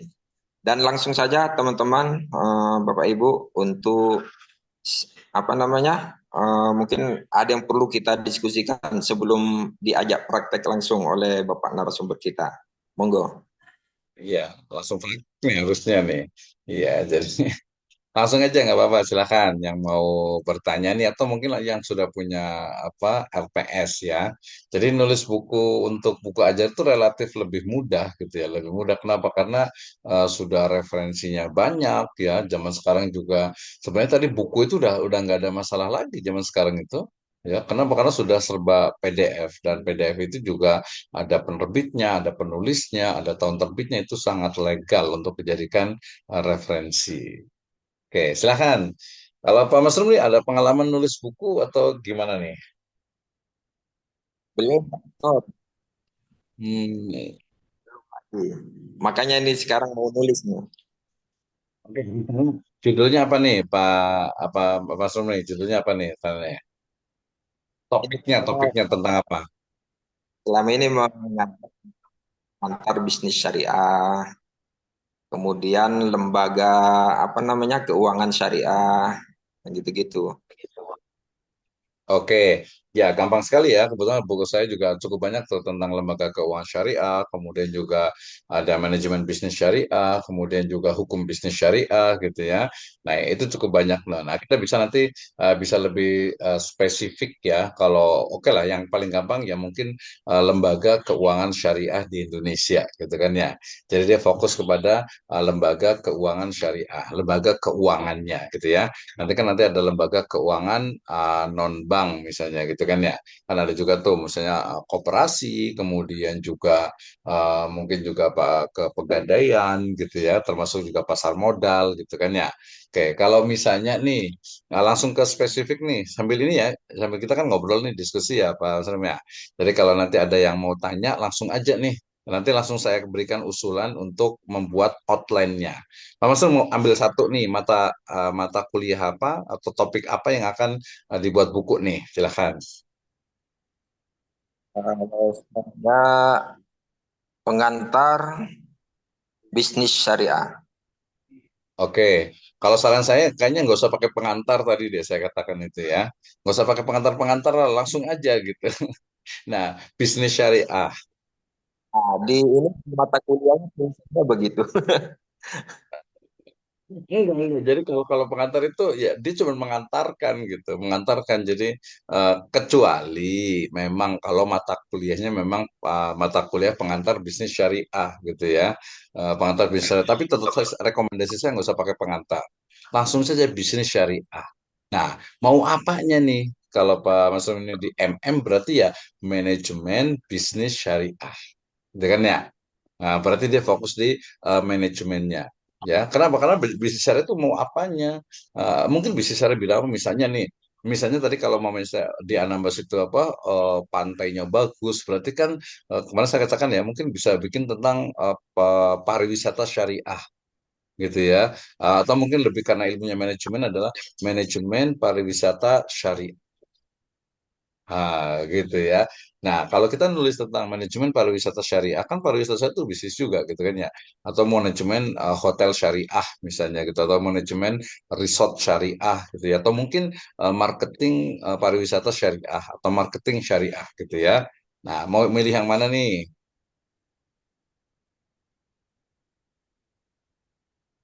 Berarti bisnis syariah. Saya backgroundnya ekonomi syariah. Oke. Boleh ditulis Mas, nanti coba di ini kan ya. Kita sambil jawab ini dulu ya Pak dari Pak Blokadur juga. Oke ya, jadi pertanyaannya apa apakah format atau draft penulisan buku referensi dengan buku apakah format atau draft penulisan buku referensi dengan buku ajar itu sama atau apa bedanya? Terima kasih ya. Ya sebenarnya begini, berbeda sebenarnya ya. Jadi kalau buku ajar itu adalah buku yang digunakan oleh dosen ya untuk media pembelajaran yang khususnya digunakan bagi mahasiswanya. Kalau siswa berarti siswa juga ya, mahasiswanya ya berarti itu adalah buku ajar ya. Sementara kalau buku referensi adalah buku induk yang dijadikan referensi utama dalam proses pembelajaran gitu ya. Jadi dia bukan hanya untuk mahasiswa saja, tapi dia itu bisa digunakan untuk umum. Dia biasanya hasil apa isinya itu dia lebih mendalam. Kalau kaitan dengan format, dengan draftnya, kurang lebihnya sama. Tapi kalau buku ajar, namanya juga buku ajar, selalunya merujuk kepada RPS. Gitu ya. Jadi dia sesuaikan dengan RPS-nya. Nah, kalau misalnya tadi kurang tepat misalnya, itu biasanya mungkin bisa dilihat dari sisi RPS-nya. Nah, makanya kalau dosen itu menulis RPS sendiri, menyusun lebih tepatnya, kalau dosen menyusun RPS-nya sendiri, ya otomatis nanti buku yang dihasilkan juga akan bagus dan hasil karya sendiri. Nah, gitu ya. Nah, nanti kita boleh tunjukkan RPS-nya. Jadi sebenarnya berbeda, ya berbeda. Kenapa? Kalau tadi sekali lagi buku ajar itu digunakan untuk media pembelajaran dosen dengan mahasiswa secara khusus, gitu ya. Sementara kalau untuk buku referensi, ya buku yang dijadikan referensi oleh dosen dan juga oleh mahasiswa. Jadi dan juga oleh masyarakat umum atau mungkin akademisi dan dosen-dosen lainnya. Jadi dia lebih lebih kalau saya lihat lebih dalam lah mestinya itu pembahasannya, itu ya. Itu yang pertama. Yang kedua, pertanyaan kedua, banyak boleh saya senang nih, lebih banyak pertanyaannya. Jadi untuk BKD dosen, buku referensi dan buku bahan ajar mana lebih tinggi dibanding dengan jurnal ya. Jelas bahwa buku referensi itu dia lebih tinggi daripada buku referensi lebih tinggi daripada buku ajar dan juga jurnal, kecuali ya jurnalnya itu adalah jurnal yang Scopus gitu ya. Kenapa kalau 25 gitu ya, rata-rata 20 atau 25. Sementara kalau jurnal ya kalau yang Scopus tadi ya memang apa istilahnya itu apa ya 25 memang gitu ya. Tapi kalau mamanya istilahnya itu yang Sinta 65432 gitu ya. Nah, itu dia lebih sedikit ya. Jadi dia lebih sedikit sehingga kemudian ya kalau itu sampai buku ajar tuh 20 poin ya, buku ajar tuh 20 poin gitu ya. Nah, kalau buku referensi apa reviewnya ada yang memang 20 ya dari istilahnya itu buku ajar ya. Kalau buku referensi kalau dia bagus sih sebenarnya penerbitnya bisa itu sampai 40 poin ya. Sementara kalau monograf dia hanya 20. Nah, kalau jurnal ya, jurnal itu kadang beda-beda tergantung sintanya ya, mau jurnal yang mana nih ya, kayak ya. Jadi istilahnya itu kalau umpamanya buku ajar dia hanya 20, sementara buku referensi itu dia sampai apa namanya 40 ya. Tadi ya, kita belum bahas tentang monograf ya. Monograf itu ya lebih spesifik tentang istilahnya itu apa topik-topik tertentu ya misalnya khusus tentang media pembelajaran misalnya khusus tentang misalnya media pembelajaran media atau metode atau apa gitu ya nah itu biasanya itu hanya 20 non biasanya ya jadi hukumnya itu 20 kalau Scopus ya betul tadi 40 gitu ya apalagi Q1 gitu ya kalau internasional masih 30 kalau jurnal internasional terindeks ya misalnya selain Scopus itu dia 20 ya kalau yang nasional Sinta 2 ya 25. Jadi apa ya? Ya hampir-hampir sama lah ini gitu ya. Jadi tinggal pilih aja mau yang mana nih, mau buku atau jurnal gitu. Kalau menurut saya sih eh, apa ya? Kalau saya tadi cenderung bukan hanya kumnya sih ya, tapi memang iniannya ya. Oke ya, tadi apa?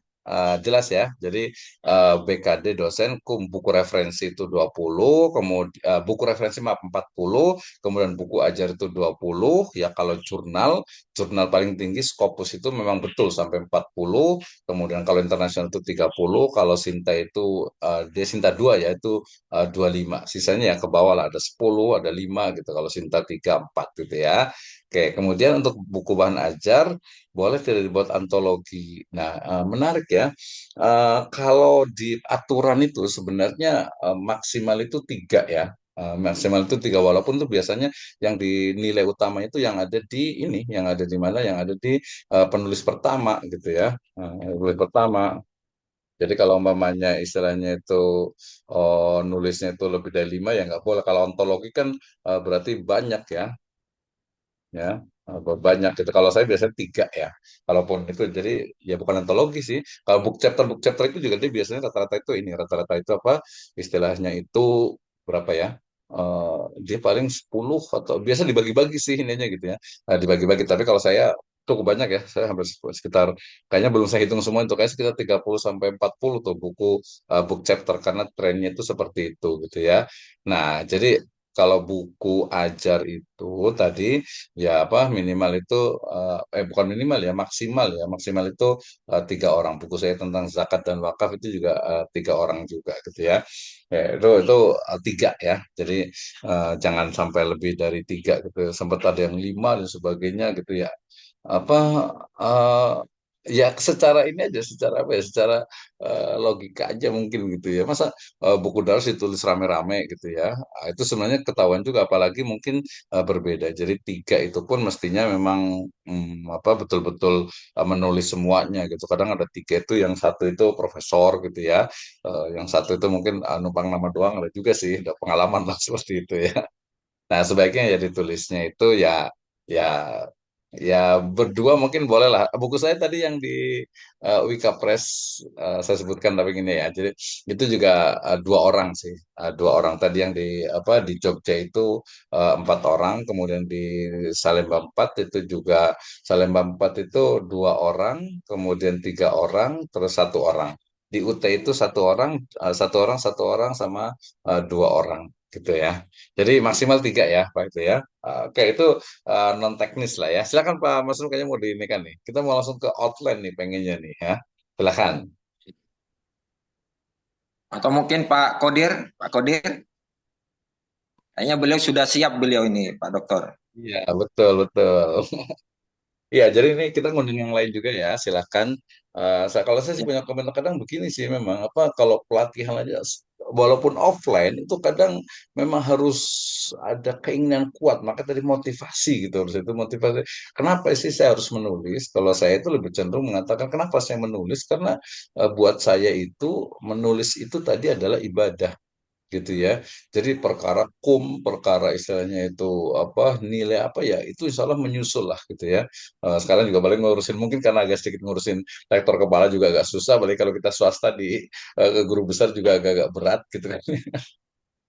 Jadi udahlah, mendingan nulis buku gitu ya. Kebetulan apa saya targetnya itu, wah target sekarang tinggi nih, target untuk 2025 nih ya, harus sekarang itu sekitar 330 gitu ya di laptop itu, harusnya minimal 500 nih. Jadi 150 dalam setahun ini harus tercapai nih 2025 ini. Mungkin tadi ada beberapa yang book chapter. Book chapter sekarang itu banyak untuk latihan. Saran saya nih, oh ya, Pak Masud, saran saya kalau nanti saya harapkan sih yang ikut ini ataupun semua dosen itu mendingan nanti LPPM-nya nih ya. Punten ini kalau kurang sopan ada Pak Ketua juga gitu ya. Wajibkan untuk menulis yang book chapter aja dulu gitu ya, book chapter dulu selain tadi buku darasnya juga gitu ya. Dan juga kalau kami di P3M itu biasanya harus ada stimulus memang untuk dosen itu ya, biar penyemangat lah gitu ya. Biar penyemangat agar apa mau nulis nih gitu kan ya. Gitu ya. Nah, jadi maksud saya itu tadi misalnya nih, misalnya Pak Marsuk kan di tadi misalnya manajemen bisnis syariah. Ya udahlah, mungkin kita cari 3 orang lah tadi ya. Kalau untuk buku daras berarti buku teks berarti 3 orang.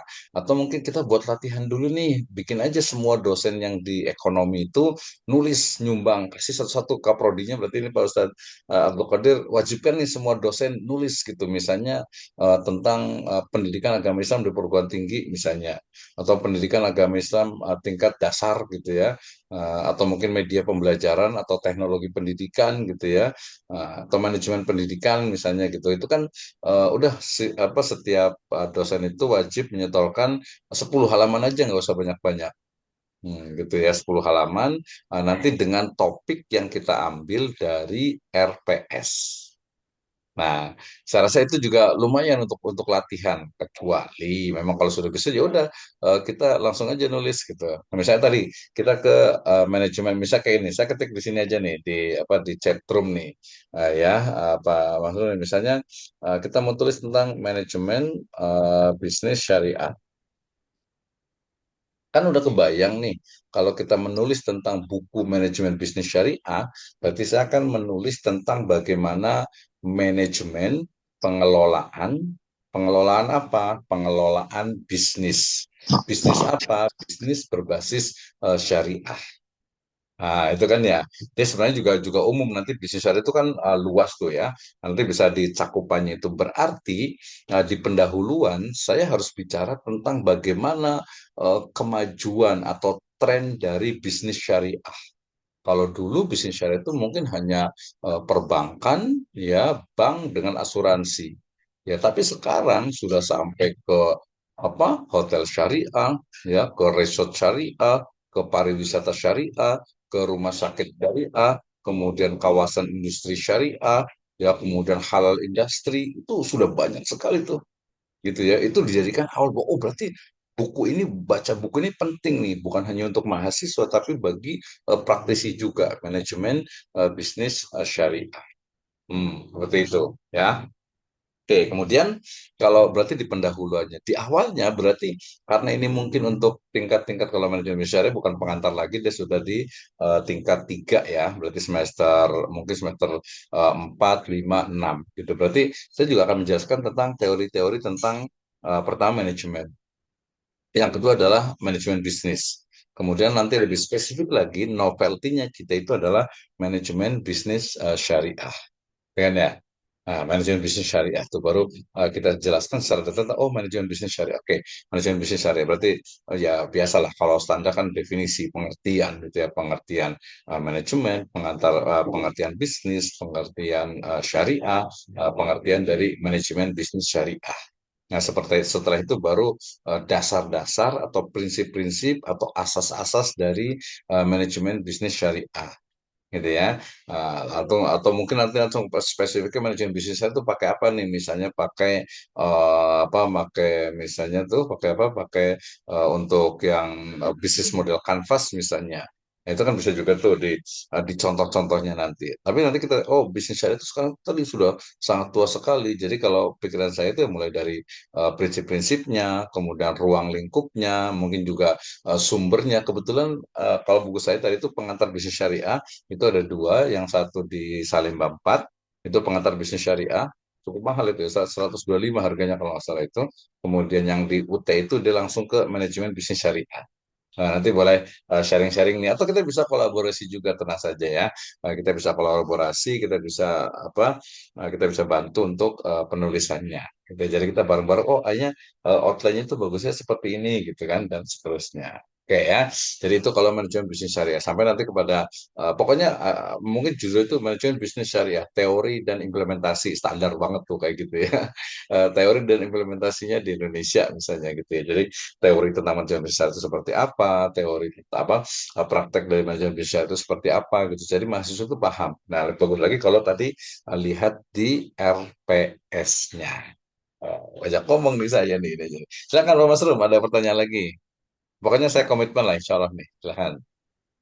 Nanti Pak Dokter, memang waktunya tidak begitu memadai, tapi nanti kayaknya kita akan lanjutkan Pak Dokter ya. Mungkin nanti ada satu grup khusus, kita masing-masing akan buat buku, walaupun tadi dua tiga orang, satu buku dua tiga orang bikin tugas kayak gitu. Ya, Tapi nanti betul. dibimbing di grup itu gitu ya Pak Dokter ya. Iya, betul, betul. Buat grup aja nanti kita bantu insya Allah.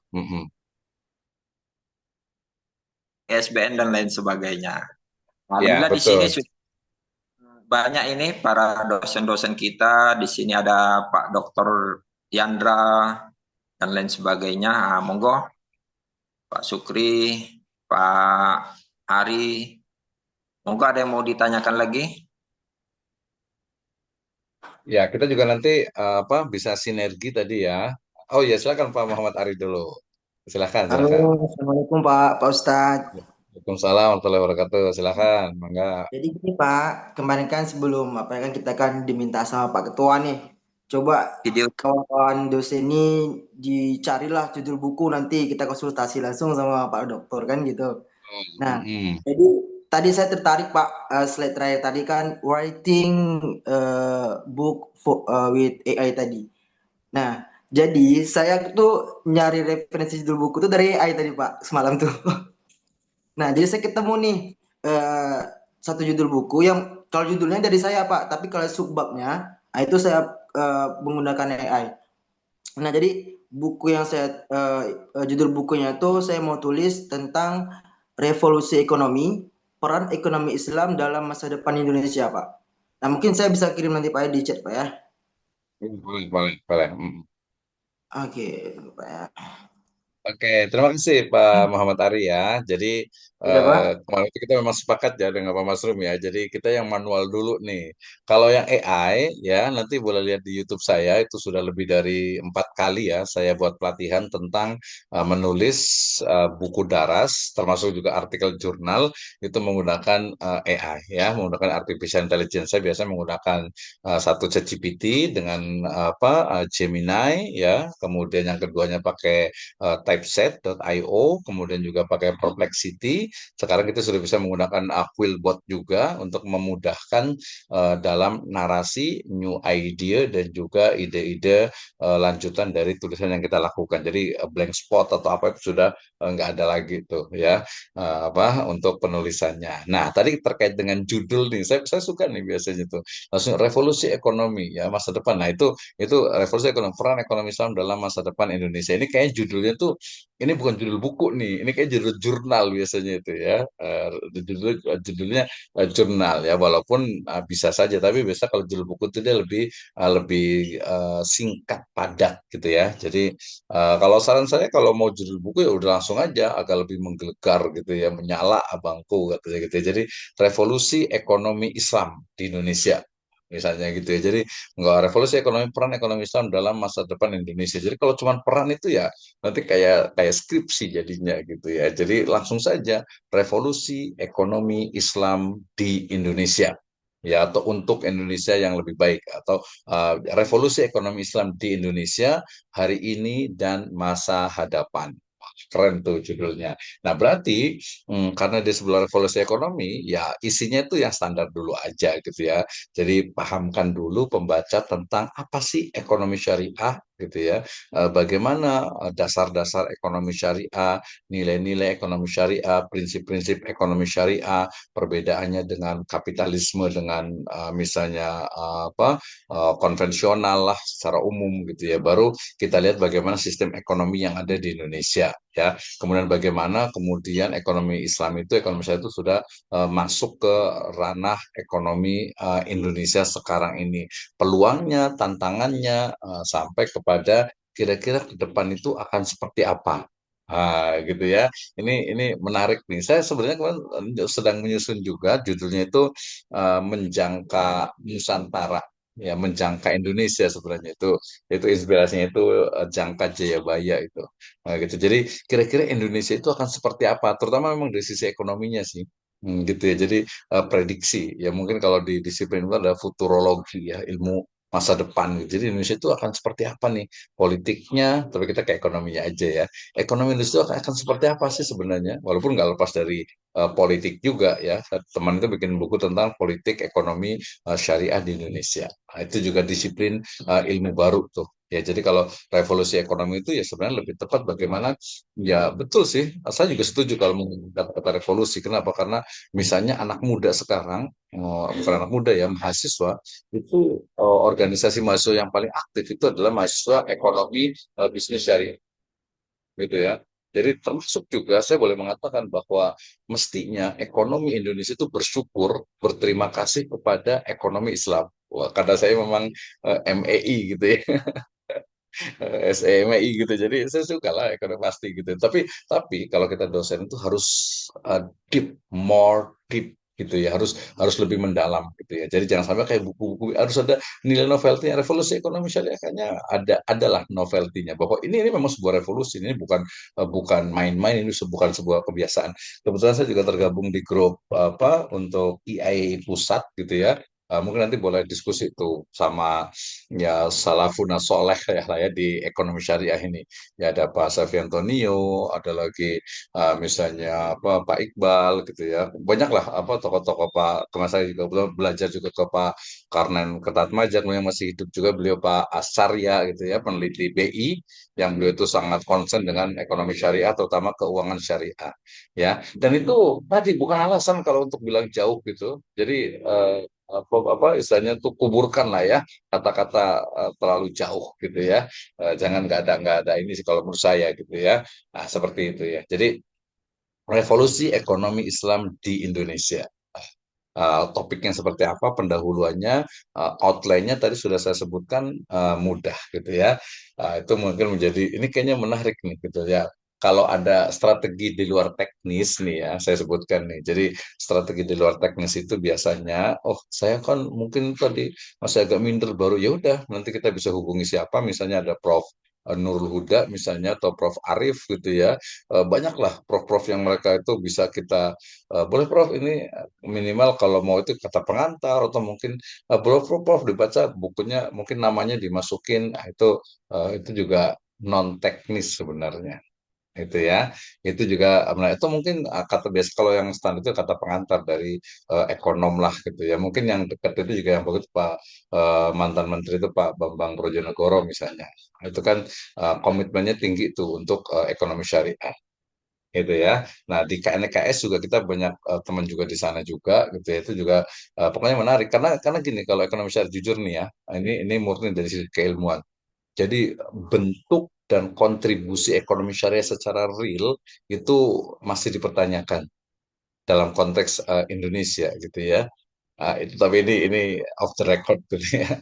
Bukan off the record sih, tapi memang karena kita dosen itu memang fakta gitu ya, fakta. Kenapa buktinya?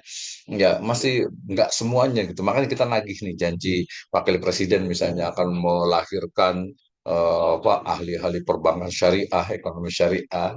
Itu. Itu Pak Muhammad Arya. Ayo kita sama-sama di ekonomi. Kebetulan kami juga di STAI Sirojul Pala juga ada apa ilmu ekonomi syariah juga prodinya juga sekarang baru ya mahasiswanya juga baru satu angkatan ini, misalnya dua angkatan sekarang ini gitu ya. Jadi kita bisa sinergi gitu ya. Termasuk juga kolaborasi. Ini ada Abah Agung juga dari Universitas Darussalam Ciamis juga nih. Udah juga senior juga nih sebenarnya nih luar biasa nih. Ya, itu Pak Ari ya. Jadi keren. Kalau menurut saya judul itu sudah sangat bagus. Tinggal nanti kita bisa diskusi. Tadi mungkin kita bisa buat grup apa outline-nya itu lebih kurang itu seperti apa. Silahkan yang mau nanya lagi. Ya, alhamdulillah. Silakan Mas Ari, gimana Mas Ari? Oke, terima kasih Pak Ustadz. Mhm. Lanjut. Ini Bu apa Yes mau tanya nih. Ini Bu ya. Silakan mau nanya kali langsung. Ini Oh nanya. orang Kampar ini, orang Pekanbaru. Ya, mm-mm.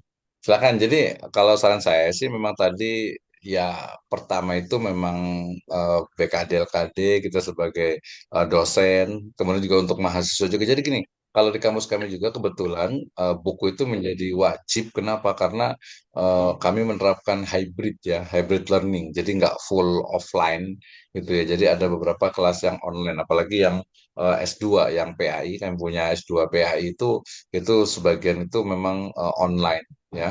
Nah, untuk mengantisipasi dan menjadikan strateginya ya harus ada buku ya, harus ada buku yang dipegang oleh mahasiswa sehingga pertemuan itu mungkin lebih banyak ke mungkin diskusi ya, brainstorming, motivasi dan lain sebagainya. Jadi karena materi itu ada di buku. Walaupun zaman sekarang sebenarnya ya sangat mungkin sekali sebenarnya gitu ya. Sangat mungkin sekali untuk apa istilahnya itu ya dosen itu akan mungkin bisa jadi akan ya beberapa fungsinya itu akan tergantikan gitu ya dengan AI itu. Jadi kalau untuk AI khusus nanti boleh lihat di apa YouTube saya sudah cukup banyak ya. Tapi nanti kalau mengadakan juga boleh. Nanti kalau waktunya malam nggak enak mungkin siang juga boleh ya Pak Masrum ya. Nah, jadi bisa aja sih siang gitu ya. Jadi yang serius dan saya harapkan nanti kalau memang itu kalau pakai AI itu ya harus pakai laptop gitu harus pakai laptop gitu kan ya. Jadi kita bisa praktek langsung dan memang harus ada hasilnya gitu ya. Silahkan, masih ada yang mau nanya lagi? Gue silakan teman-teman, Bapak Ibu. Mhm. Pak Jadi Waka apa satu, kalau ya silakan siapa nih? Pak Waka dua, ada juga Pak Waka dua di sini. Mhm. Ya, terima kasih Pak Ketua. Pokoknya kami sangat ini ya, Wakil Ketua juga kami mendukung untuk apalagi penulisan. Kebetulan saya memang suka ya komitmen untuk menulis ya, termasuk juga dosen-dosen ini ya. Ya memang rata-rata lah ya. Tapi saya lihat tadi kan dosennya Wakil Ketua juga masih muda-muda semuanya ya. Saya yakin semangatnya masih menyala nih ya, masih semangat nih untuk menulis gitu. Jadi targetkan kalau penelitian ya paling minimal itu kan ya satu semester satu gitu ya penelitian. Nah, kalau bisa dosen juga ya buku minimal 1 tahun satu kebangetan juga sih, 1 semester lah kalau bisa satu gitu ya. Jadi nanti berkesinambungan. Jadi 1 semester itu penelitian satu, pengabdian satu, sama publikasi ilmiah tadi, buku darasnya itu satu. Kan rata-rata kalau ngajar itu minimal tuh 3, 4, 5 mata kuliah gitu ya. Ya, atau mungkin ada yang dua, ya 2 mata kuliah itu ambil satu dulu lah semester sekarang. Besoknya lagi buat ini lagi. Atau minimal tadi yang sedikit yang nggak dipublikasikan tuh monograf. Monograf itu kan nggak mesti dipublikasikan, tapi dia kan memang lebih spesifik, lebih sangat spesifik sekali kalau monograf itu, gitu ya. Jadi mudah-mudahan nih yang dosen-dosen muda nih, ya karena saya suka gregetan ini ya, dosen-dosen muda nih. Kalau kita udah mulai tua nih kayaknya Pak Mas Ruf ya. Oke, oh ini izin dikoreksi ya dari Pak Muhammad Ari ya. Revolusi Ekonomi Indonesia, prinsip ekonomi Islam, transformasi keadilan sosial, penerapan masa depan, prospek ekonomi syariah. Oke, Eh, nomor satu sudah betul. Nomor dua itu saran saya nanti di belakang saja ya.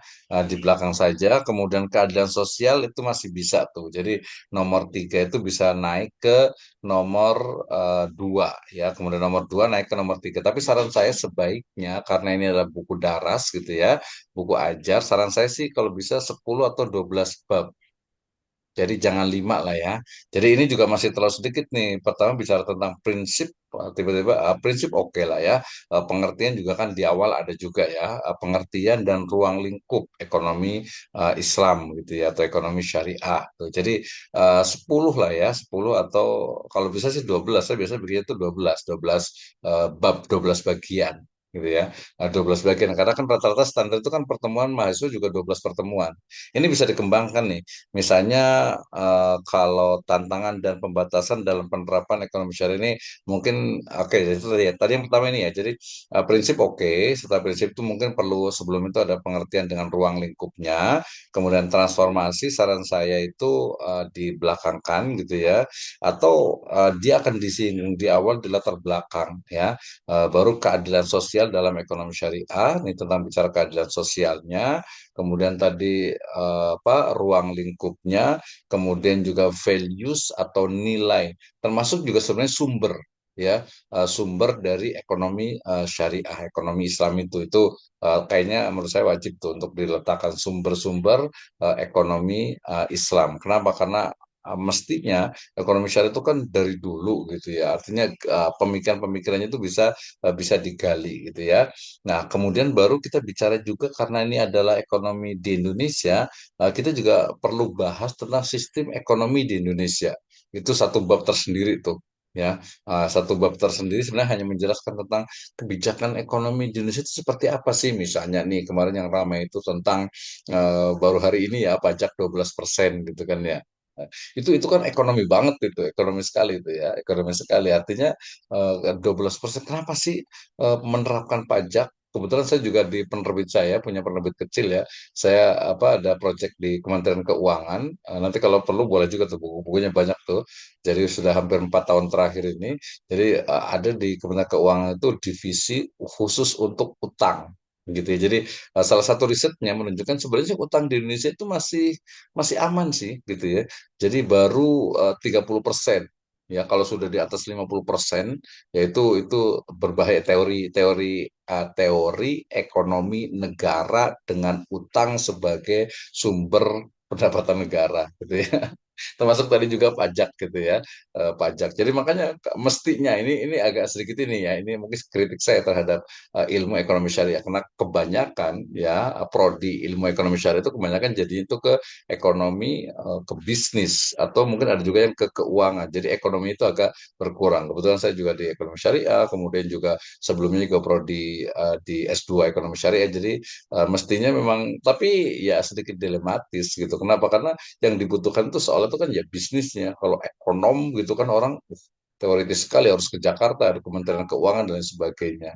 Nah, itu dilematis dari ilmu ekonomi syariah. Kalau ini ya tadi, tapi yang dibahas harus tadi pengantar atau bukan pengantar apa sistem ekonomi di Indonesia itu juga penting tuh. Itu wajib dibahas tuh ya. Baru nanti tantangan dan peluangnya, kemudian juga masa depan dan juga prospeknya. Dan saran saya juga bolehlah apa ngambil beberapa contoh dari negara lain gitu ya, misalnya belajar dari Malaysia, belajar dari Pakistan gitu ya, kemudian belajar mungkin dari apa Uni Emirat Arab atau Dubai dan sebagainya, itu juga itu menarik. Kenapa? Karena kita kan akan bahas tentang masa depan. Jadi kebijakan-kebijakan itu seperti apa sih? Ya paling paling dekat Malaysia lah mungkin gitu ya. Jadi kebijakannya seperti apa? Walaupun ya agak sedikit beda, sebenarnya agak sedikit beda Indonesia dengan Malaysia. Yang agak dekat Indonesia itu sebenarnya Mesir. Mesir itu kayak gimana kira-kira ekonomi syariahnya itu berkembang atau tidak sih di sana? Seperti itu atau mungkin Maroko juga boleh juga tuh. Jadi perlu di apa ya ada studi bandingnya lah ya tentang ekonomi ini ya. Jadi itu saran saya, jadi jadikan 12 10 sampai 12 bab, kemudian nanti diurutkan prinsipnya nih. Biasa itu dia nomor dua ya, nomor satunya itu bisa pengantar atau ruang lingkup dari pengertian dan ruang lingkup dari ekonomi syariah, agar dia itu bisa lebih apa ya, lebih terjelaskan atau terelaborasi dengan baik tentang ekonomi syariah, sumbernya ya, kemudian nilainya gitu ya, kemudian baru ke ekonomi Islam yang ekonomi yang ada di Indonesia, kemudian juga ya kalau saya suka sejarah ya. Jadi sebelum transformasi, nah, itu kan dia ada istilahnya itu jejak-jejak ekonomi syariah yang ada di Indonesia. Menurut saya itu juga perlu dikembangkan itu ya, perlu ditulis di situ. Baru nanti bicara tentang transformasi ekonomi melalui ekonomi syariah, transformasi ekonomi melalui ekonomi Islam ya.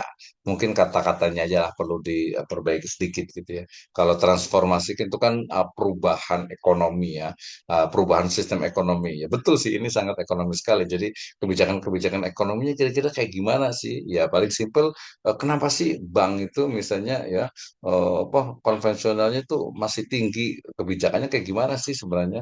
Atau mungkin dari teori tentang keadilan misalnya gitu ya, kok pajak malah PPN-nya yang dinaikkan gitu ya? Kenapa nggak pajak PPh-nya saja gitu ya? Walaupun tadi walaupun itu adalah barang-barang mewah misalnya gitu ya. Nanti kita lihat lah itu ini ekonomi gitu ya. Oke, tapi saya rasa sudah ya 70 sampai 80% udah nilainya udah bagus. Oke, itu ya Ustaz Muhammad Ari. Silahkan, masih ada waktu Pak Masud atau ini silahkan. Lah, tenang Pak Ari, itu tadi direkam. Kalau tak keburu mencatat, nah insya Allah nanti bisa dibuka rekamannya Iya, nanti. udah grup kita ini kan satu-satu lah. Kita arahkan gitu kan ya. Bareng-bareng kita belajar. Mm-mm. Monggo teman-teman yang lain ada yang mau ditanya atau bagaimana? Mumpung Ya, belum masih silakan ada mungkin waktu. ada yang mau tanyakan. Kalau saya insya Allah komitmen ya, yang memang niat, bukan niat ya. Kadang niat, kadang juga harus sedikit dipaksa nih sama kebijakan gitu ya. Kadang harus dipaksa juga, tapi yang muda-muda ini mestinya nggak usah dipaksa lah ya. Jadi ya nulis itu menyenangkan, nulis itu tadi apa namanya jadi amal soleh kita gitu. Jadi orang itu juga bangga punya punya buku gitu, senang. Oh ini saya punya buku ini gitu ya. Dan itu menjadi sebuah ini ketika mungkin kan rata-rata saya sudah punya di Google Scholar-nya lah ya. Atau mungkin di sisternya itu kan citasinya itu kan kelihatan banget gitu. Jadi yang biasa nulis buku, nulis jurnal itu ya boleh sedikit berbangga lah ya, citasinya banyak gitu. Kalau ini nulis bukunya enggak, nulis jurnalnya juga cuma sedikit, yang citasinya juga jarang gitu. Saya belum lihat sih di Benedikti sama di Google Scholar ini. Ya siapa nih yang paling banyak nih di mana di Stay Anambas nih. Ya itu masih proses menuju ke sana, Pak Dokter. Ya sama lah, sama-sama kita kan belajar gitu. Makanya kita punya, yang penting tadi punya keinginan, punya kemauan untuk yaudah kita ayo belajar bareng. Insya Allah saya dukung lah untuk itu. Baik, mungkin itu jadi intinya nanti kita bisa buat diskusi lebih banyak, termasuk tadi yang jurnal juga saran saya juga lebih spesifik. Kadang memang mungkin ini ya apa mindset kita mahasiswa, kadang dosennya ada juga. Jadi kalau yang online itu kadang yaudah dengerin aja gitu ya, dengerin aja lah gitu. Padahal ini harusnya workshop itu harusnya tadi sempat tapi udah Pak Muhammad Awari udah mewakili lah ya. Udah mewakili ini. Terima kasih banyak. Ya, silakan. Alhamdulillah. Pak Ketua, ini kebetulan Pak Dokter, barusan ada berita duka ini dari Pak Ketua, mertua beliau meninggal dunia barusan. Beliau WA, saya baca WA. Oh, Kita ya, nggak doakan. apa-apa. Amin. Nah, Allahumma mau dulu. sholli. Rahman. Iya kan na'budu wa iyyaka nasta'in ihdinas siratal mustaqim siratal ladzina an'amta 'alaihim.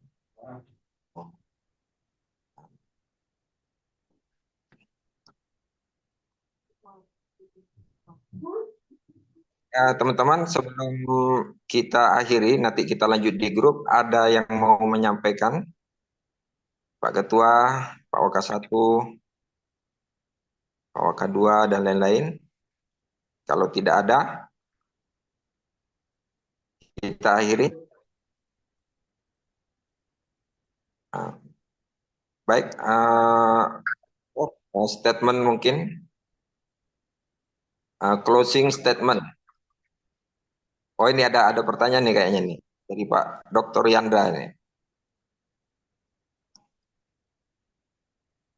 Oh, bukan. Citasi GS2 768 dan citasi Fokus 47H3. Wih, keren Pak Dokter. Pak Dokter Yandra keren. Alhamdulillah, luar biasa. Iyalah, sekarang dokter luar biasa nih, betul deh ya. Ah, oke, luar biasa. Terima kasih, mudah-mudahan ya mengisi yang lainnya ya. Kita bisa sama-sama lah bareng-bareng gitu ya. Kita bisa lihat nih. Terima kasih Pak Yandra nih, Pak Dr. Yandra ya, luar biasa ini. Masih muda ininya ya. Hmm.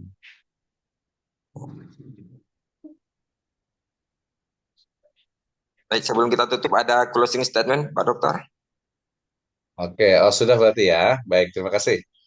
Closing remark dari saya bahwa Alhamdulillah terima kasih untuk semuanya di STI Paduka Anambas ini bahwa menulis ya baik itu menulis artikel jurnal ya buku daras ya buku teks ya buku ajar monograf buku referensi pertama mungkin itu adalah sebuah kewajiban kita sebagai seorang dosen ya yaitu dalam Tridharma ya tidak hanya mengajar ya meneliti mengabdi tapi juga publikasi apalagi tren sekarang adalah publikasi itu menjadi nilai cukup besar ya sebenarnya bukan hanya mahasiswa bukan hanya dosen tapi juga mahasiswa ya tapi lebih dari itu ya sebagai dosen profesional tadi publikasi menulis jurnal artikel buku monograf ya lebih dari itu adalah bahwa menulis itu adalah bagaimana kita itu ya menorehkan tinta ilahi ya dalam bingkai syariah suci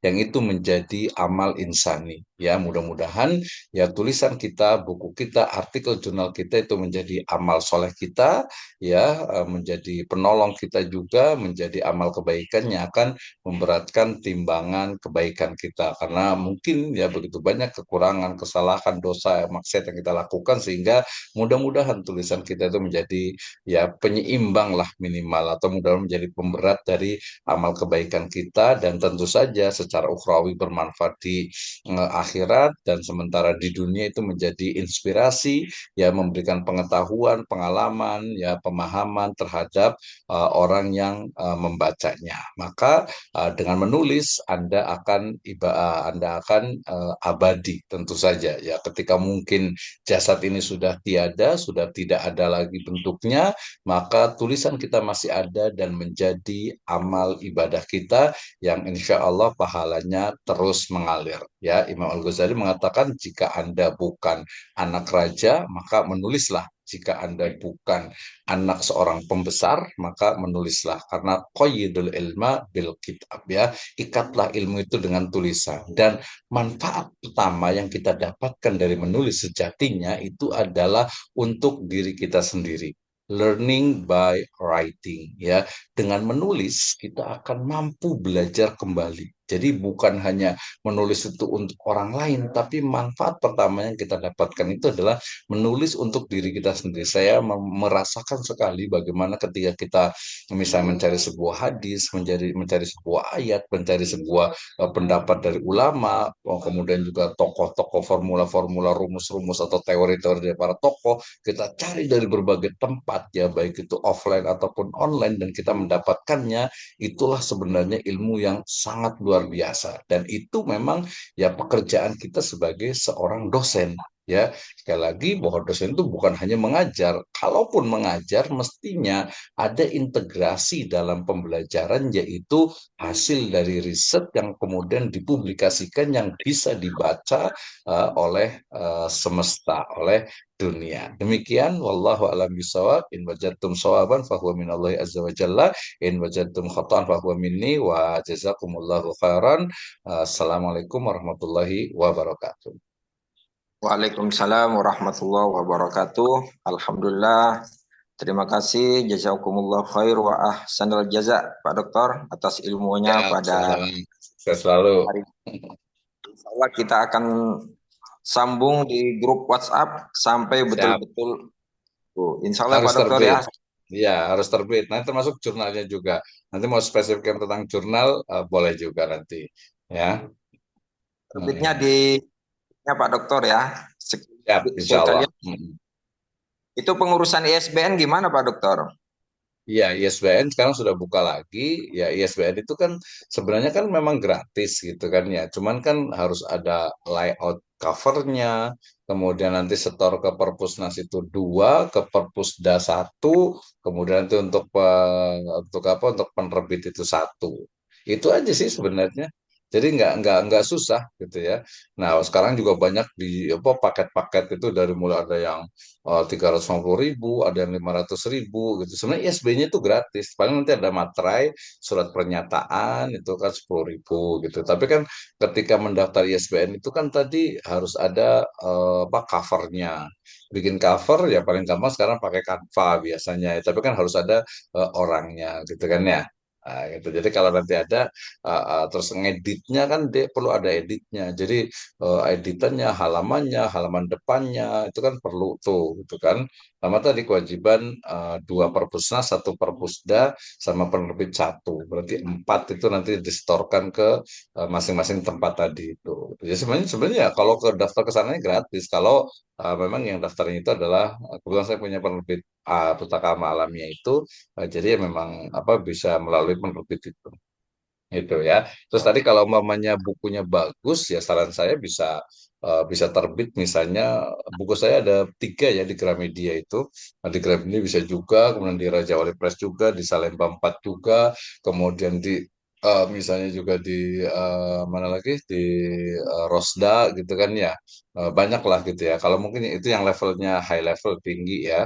Nah, kalau yang ke bawah itu ada di Publish, ada Pustaka Adab, ada Bintang Semesta gitu. Itu rekan-rekan kami. Nah, itu juga itu menengah lah gitu ya. Menengah artinya ya hampir sekarang memang dunia itu berubah. Jadi kecuali profesor yang mungkin sudah terkenal apa, biasanya dia memang istilahnya itu biaya cetak oleh penerbit. Tapi buku saya di Gramedia dengan Salemba itu memang dia juga kita nggak bayar sama sekali, bahkan kita dapat royalti ya. Tapi kalau kita penulis yang baru, biasanya belum terkenal, kemudian ide gagasan di buku kita juga biasanya kebanyakan sekarang itu apa biaya terbit, biaya cetak itu diserahkan kepada penulis ya. Tapi dengan sekarang ada self publisher ya kita bisa nyetak hanya 10, kita nyetak hanya ya 10 lah minimal ya. Kadang 5 bisa juga tapi hanya dapat 1 atau 2 penulisnya itu. Itu juga bisa juga. Kemudian ada beberapa juga dia menerbitkannya itu adalah pakai PDF ya, pakai format digital. Itu juga lebih murah sebenarnya itu. Ya, lebih murah untuk percetakan, tapi dia hanya PDF saja gitu ya. Nah, tapi saya rasa ke depan juga akan jadi buku PDF sih. Akan menjadi digital bukunya itu. Jadi bukan hanya itu hanya itu buku itu saja. Oke, itu ya. Jadi silakan nanti boleh komunikasi di grup. Saya persilahkan untuk komunikasi. Kalau biaya HKI Pak Dokter? Hmm? HKI Ya, kalau HKI lebih mudah lagi, asal ada bukunya, bahkan artikel jurnal pun juga bisa, itu bisa masing-masing tuh. Tinggal daftar di Kemenhumkam, Kementerian Hukum dan HAM itu bayar ada mulai dari 400, 450, kalau beberapa penerbit itu sampai ke 600. Itu mudah. Itu hitungan jam itu jadi. Buku saya juga rata sebagai besar dihakikan. Dihakikan kalau mau tadi 600.000 lah kita hitung. Kalau 3 orang penulisnya kan berarti hanya 200.000. Kalau book chapter ada yang 10 orang paling kita bayar 100.000 biasa. Tapi kan kalau book chapter itu hanya untuk latihan saja lah ya. Jadi kalau untuk latihan artinya itu untuk latihan atau mungkin untuk istilahnya itu sitasi. Itu strategi sitasi bisa juga itu ya. Strategi sitasi bisa juga. Tapi kalau untuk istilahnya buku ajar gitu ya, masa buku apa istilahnya itu antologi tadi bareng-bareng kan nggak rame kan, yang ngajar mungkin satu dua, kecuali tadi nah rumpun ilmu dosen tuh misalnya satu mata kuliah dosennya ada 3, ya udah 3 itu bareng-bareng nulis buku gitu ya. Kalau mau 5 ya nggak apa-apa lah kalau dari saya gitu ya. Kan bareng-bareng gitu yang penting dosennya gitu, gitu. Itu ya mudah lah, insya Allah nanti bisa komunikasi Pak Masud ya. Terima kasih sekali lagi Pak Dokter. Insya Allah Siap. apa ini masih kulit-kulit yang paling luar ini. Kalau Iya kulit kita betul. gitu. Nah, itu saja dari kami. Kurang lebih mohon maaf yang sebesarnya. Dan sekali lagi terima kasih Pak Dokter. Insya Allah bermanfaat buat kami dan menjadi Amin. amal buat Pak Dokter, buat kita semua. Amin. Wabillahi taufiq wal hidayah. Assalamualaikum warahmatullahi wabarakatuh. Waalaikumsalam warahmatullahi wabarakatuh. Terima kasih semuanya. Terima kasih.